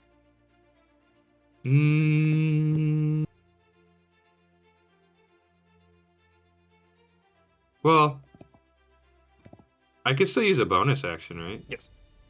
Yeah, Yes. use that Can I bonus action. Can I Misty Step out of being restrained? The restraint is caused by the silver. I'll allow it. All right, I am actually going to Misty Step. Let's see. I have disadvantage, so I'm just going to start pissing her off as much as possible. I'm going to go Misty Step right next to her. Okay, And you're that'll no be longer my whole restrained turn. after Misty stepping out. All right, let me swap out my net icon for an anti-poison icon. Probably a good one for that. Probably a good one for any of them, honestly. I like All right, this Doctor. heart.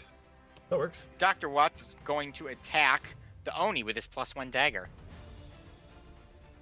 Oh yeah, he has one. Actually, no. He's going to use a cantrip. He's going to use the Shocking Grasp cantrip. I don't know how he has that flavored for his character, but that's what he's doing.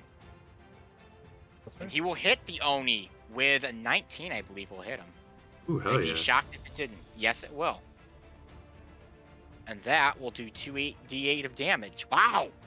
Dr. Watts, almost max damage, 15 points of damage to the Oni. Let's go. Nice. Ethan, Just we to make just sure need he's you to not- roll our damage for all of our characters. You I always guess roll so. really Just to make high. sure that he's not, he wasn't gonna be immune to it, but he's not. Arthur, you're next. All right. I am going to invoke my inner voice in my head now that I have access to it again, and I am going to cast Hex on the Oni standing in front of me with my bonus action. I will do a After green marker. He is chanting in demonic or infernal and hexing him, I am then going to whip out my scimitar with my left hand and cast Booming Blade as I strike at its throat. Go ahead. Not bad. Oh, nice falling. Here we go. Ooh, that's gonna be regular attack would be +5, 19 to hit. That hit. That hit. All right. Awesome. That's gonna be sneak attack.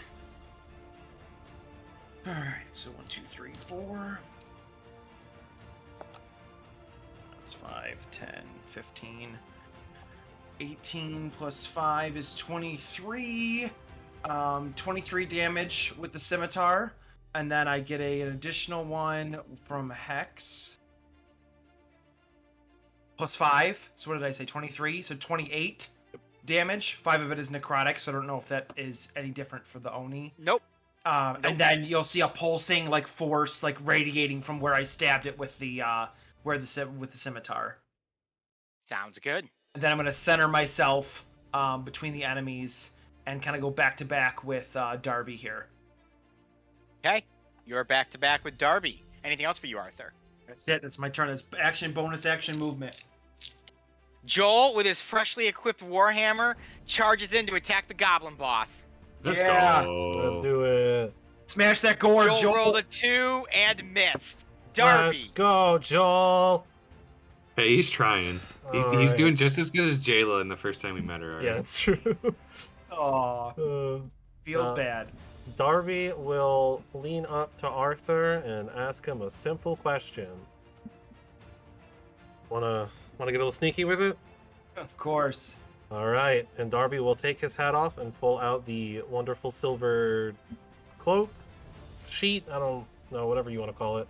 And I will cast invisibility on myself and Arthur. Okay. And we will both turn invisible. If you want, go ahead and add a little marker to you to say Mhm. that you are invisible. This is concentration, though I don't know how long that's going to last for. And while invisible, I will move away from the hag, kind of more towards the center of the room. And that will be everything I do. All right. The Oni is next. On his turn, he's going to use his action to increase in size to become a giant being. He's Oh, stepping on the shit. hobbling! He'll just move him out of the way. There we go. So that is his entire action. Oh Yeah. boy, Oh, yeah. He's that a could big be Sentinel. boy. good. Alrighty. Well then. Oh, 1 sec. I forgot one more thing for the Oni. Okay, I'm good. You're next, Sentinel. I know what that is. My character doesn't know what that is, but I, as a person, know what that is, Ethan, and that sucks. I know. Yeah. I'm gonna move I, as over a player, here. also know some of the devastating power of an Oni, and I don't like it. I don't know, and I'm excited. TPK. It's possible. Does he get an attack of opportunity from the first time I moved away from him? The Oni? Yeah. Yes, he would. Yeah, since I moved around. And you reckless attacked, right? Reckless was his last turn. He hasn't attacked yet, so it'll Yeah. be neutral. Never mind then. So it'll just be normal. Sentinel, how does an 18 sound? That's a hit. Unfortunately. All right, that is going to be 2d10 of damage to you. I can find my 10. There it is. 19 points, so 9 points of slashing damage to you. Alright. And then he will take 5 points of force damage. He takes Oh, yeah, 5 you got points the of force rebound damage. one. That is going to be so helpful. Yes. Okay. I'm gonna take 2 swings at the hobbling. Go ahead. Pumpkinhead. Okay. So that is 15 plus 7, 22. That'll hit. Okay. That is 4 plus 10 damage. Okay. He takes And 10 then damage. the second hit is 14. That's gonna miss. That'll miss. And that is it. Did he technically move? Did the Oni move at all? No, the Oni's been there. Okay, because as I say, from Okay. Booming I Blade, bumped the hobbling out of the way so that Okay. the Oni could I, fit. I guess that was my question. Is with him growing, would you consider that movement to activate the Booming Blade, or no? No, he has Okay. not actually taken a step. Okay. What else I'm for you, done. Sentinel? That's it. All right. Scabatha's like, oh, my boys are trying to hide from me, but I can see right through you. And she will attack Arthur. Ooh, she's got true sight. That's fun. Arthur, 17. Misses. Got the Wow. protection coming in clutch. Natural 20. That will hit. Yeah, that's Misses. okay. Miss, you can't hit me with a nat 20. I have plot armor. Oh boy.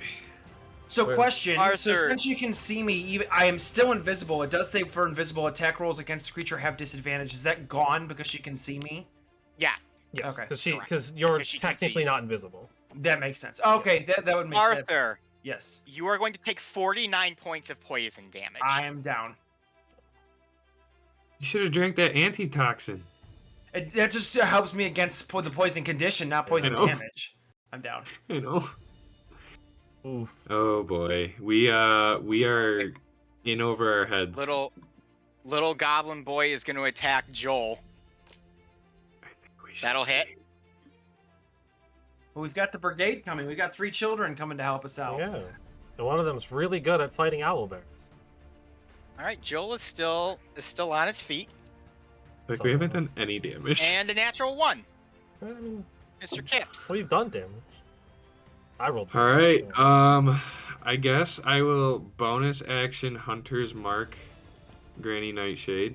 Oh whoa! I went back to Discord and Nick is very large now. What did I do? You probably clicked on him. Oh, there we go. Okay. So and then I will swing at her with my disadvantage because of my big dome. Go ahead. Wait, let's roll twice. Oh, that was a good roll too. No! He got a 20, but the other one's a 21. Oh, 21 will hit her. Yeah. yeah, but it was a nat 20. I'm so sad. Would have been very useful. Brutal. Oh, cool. It automatically doubles the dice for you, but I need to get rid of it. Okay, ignore the next roll coming in. It's my crit roll, because I can't get rid of it. Oh, I would have done so much That was a lot of damage too. Just ignore it. Don't look at it. Okay. So we have the Great Sword attack. I have my Dreadful... Yeah, it's not bad at all. I have my Dreadful Strikes, and I have my Hunter's Mark. 18. So we're looking at 15, 18, 24 points of damage. That's actually as much as the crit, I think. But I also didn't One have the less than the Hunter's crit Mark. without all of the bonuses, but yeah. Yeah, I Alright, didn't have she any will of the take bonuses. 24 point. She's gonna take 24 points. And then of I will damage. swing at her again with more disadvantage. Also, Do Ethan, it. the Oni is no longer hexed because I'm down. Yes. The Oni is no Concentration longer roll. hexed. Are you guys seeing these rolls? Yep. Yeah. We are seeing them. What did you roll? I think he nat 20'd again, and doesn't matter He's because frozen. he also froze. He's frozen. I didn't see the other He one. I just rolled froze! 28. Oh, there you go. I He's had back. He's back. What was your I had second? another. I'm at disadvantage, so I have to roll it again. But I got another nat 20, and I'm really sad. Oh, well, roll up. All right. Okay. 11 to hit. So. That'll miss her. Unfortunately. Anything else for you? I got 2 nat 20. No. All right, Jamie's gonna go. Jamie's gonna go 5, 10, 15. Take the opportune for the That's Sentinel. Oni. He That's can Sentinel. bonus action disengage. You moved He can- Sentinel.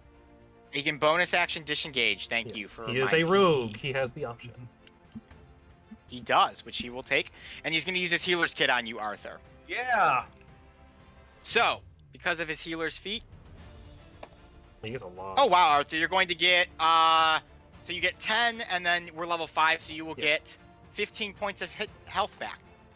And you're up. Arthur's back up. And it's Oh, Arthur's turn.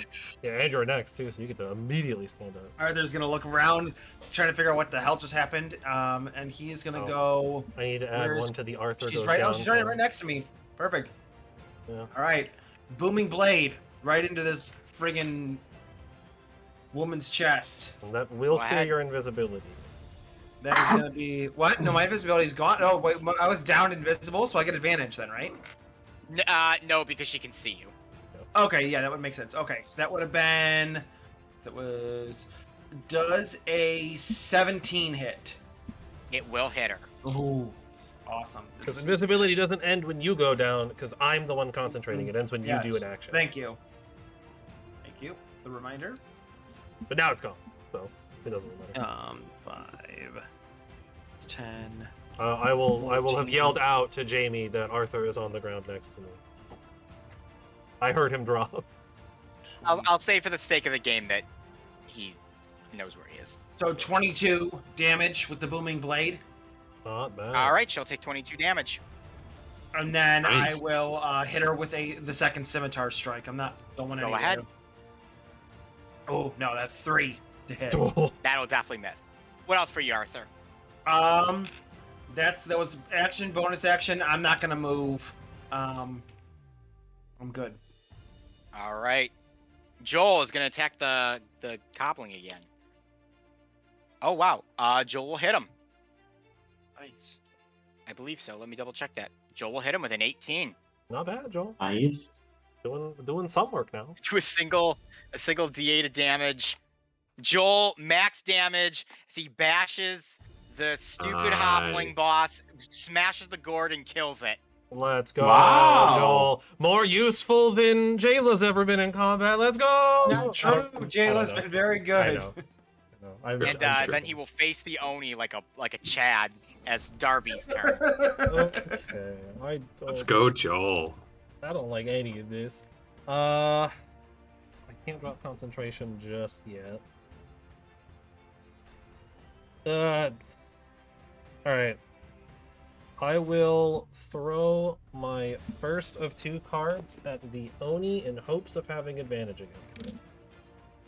You are invisible. Yes, you will. Sick. Then I will fire a card at the Oni with advantage. Go ahead. That was helpful. That is a 23 to hit. That'll hit. Unfortunately, no nat 20s. Where's my... There it is. He will take... Ooh, not that great. 8 force damage.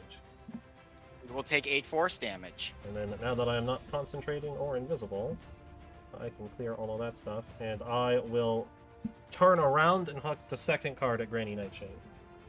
Go ahead. Natural 20! That'll hit. Let's go. Where is... We're a slow starting team, but once we get going, Yeah, we're a little slow, but once we get there, we get there. Alright. Hopefully we get big we get 2 9s! So 18 plus 5 is 23 force damage to her on the second card. You'll take 23 force right damage. to the dome. And then, unfortunately, What else for you, Darby? I am going to use my once per long rest hex, and I will hex Granny Nightshade. And I will pick, I don't know, strength.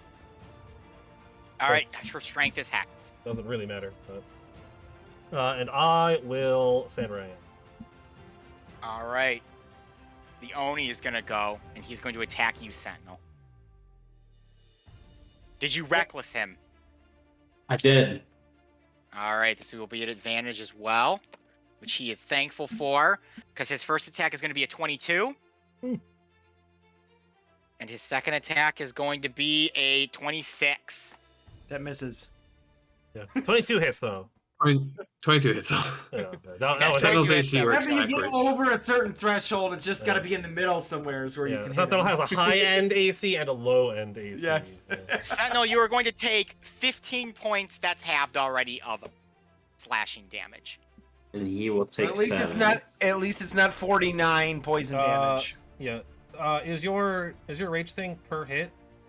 Yeah. did So he takes 7. is that for both hits? Yeah, a 5 and a 2. That wasn't Alright, sure. so you pretty took cool. 7 damage. It's very nice. And now it's though. your turn, Sentinel. It's very, very useful. Alright. Especially against an Oni. Yeah. Another one. I Yeah. probably should have used my reaction on the 21. hit me, but Hits. I always forget I have the amulet reaction. 26. Hits. Nice. 12 and 10, 22 damage in total. Yeah, Nice. Sentinel. 22 damage. Let's go. Carve Sentinel. into it. Let's go, man. What else for you, Sentinel? That is it. Well, here. I'll move. Here. Are you sure? about Alright, that? you've moved there. The Oni will get an op. He's maximizing his damage output on the Oni by letting him hit him more. Oh, that's Yes. True.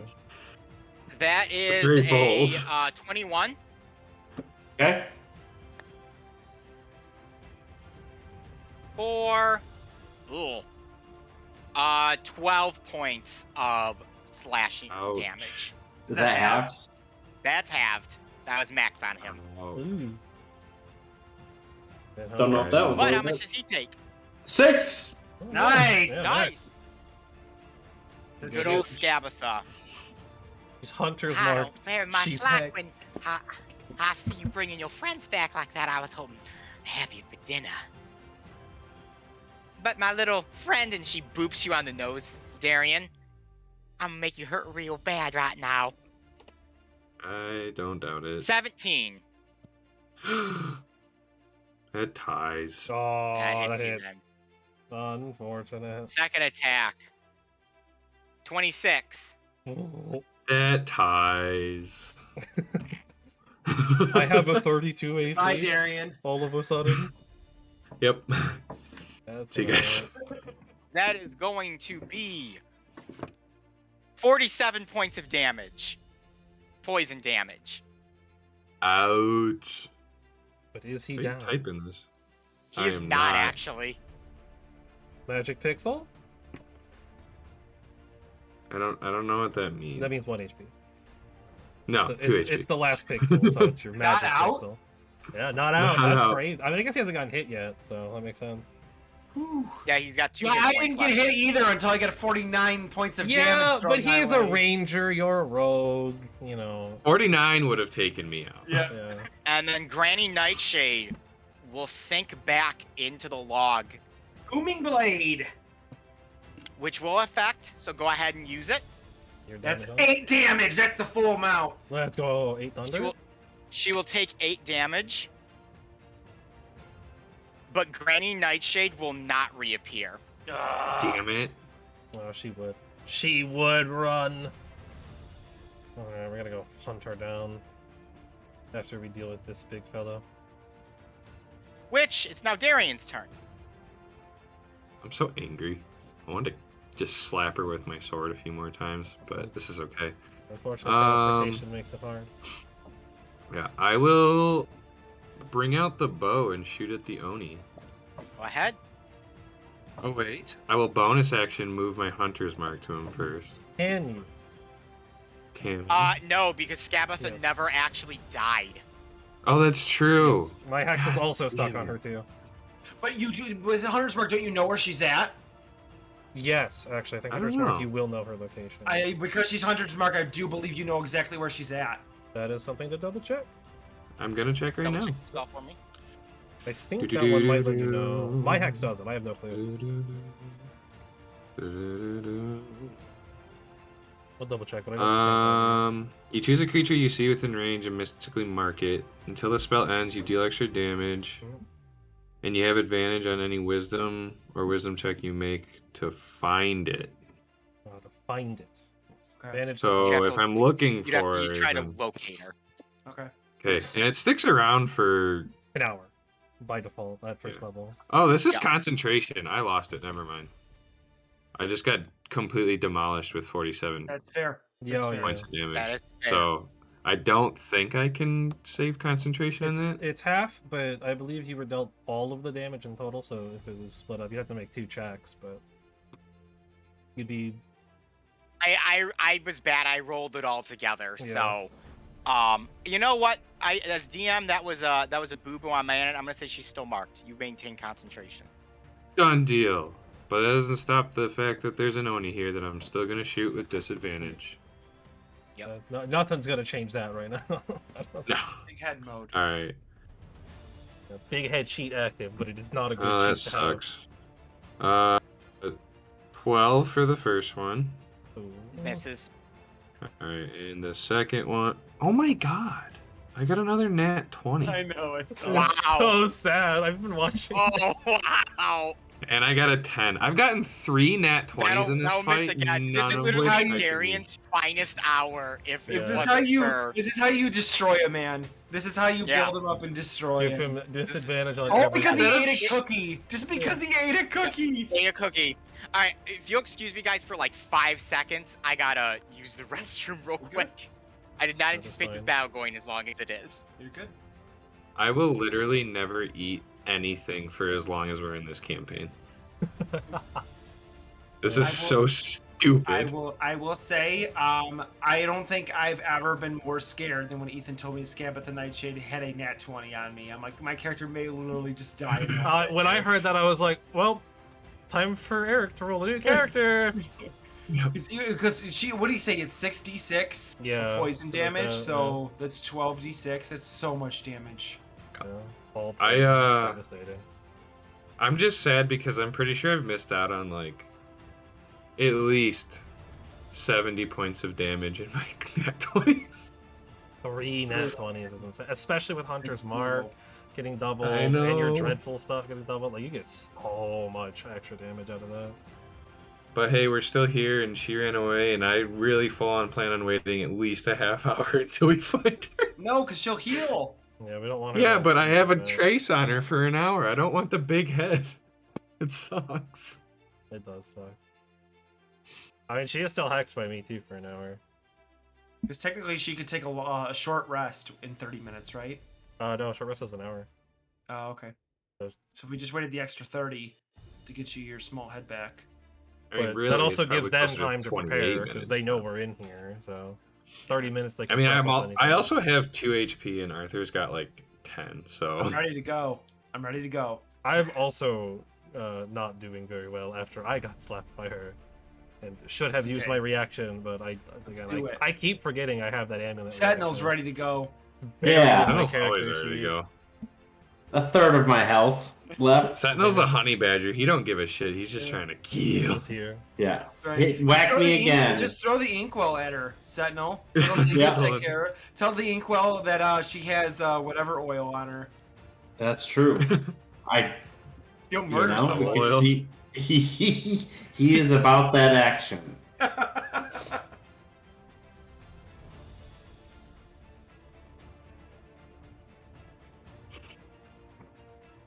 Music is very nice.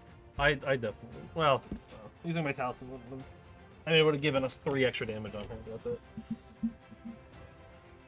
That's 3 extra damage we wouldn't have gotten otherwise. Yeah. Because it does damage. It does my proficiency bonus of psychic damage, and then pushes them 10 feet away. Not that that would have changed me getting attacked twice, because she can just take the 10 feet back and then hit me. But still, it would have been nice.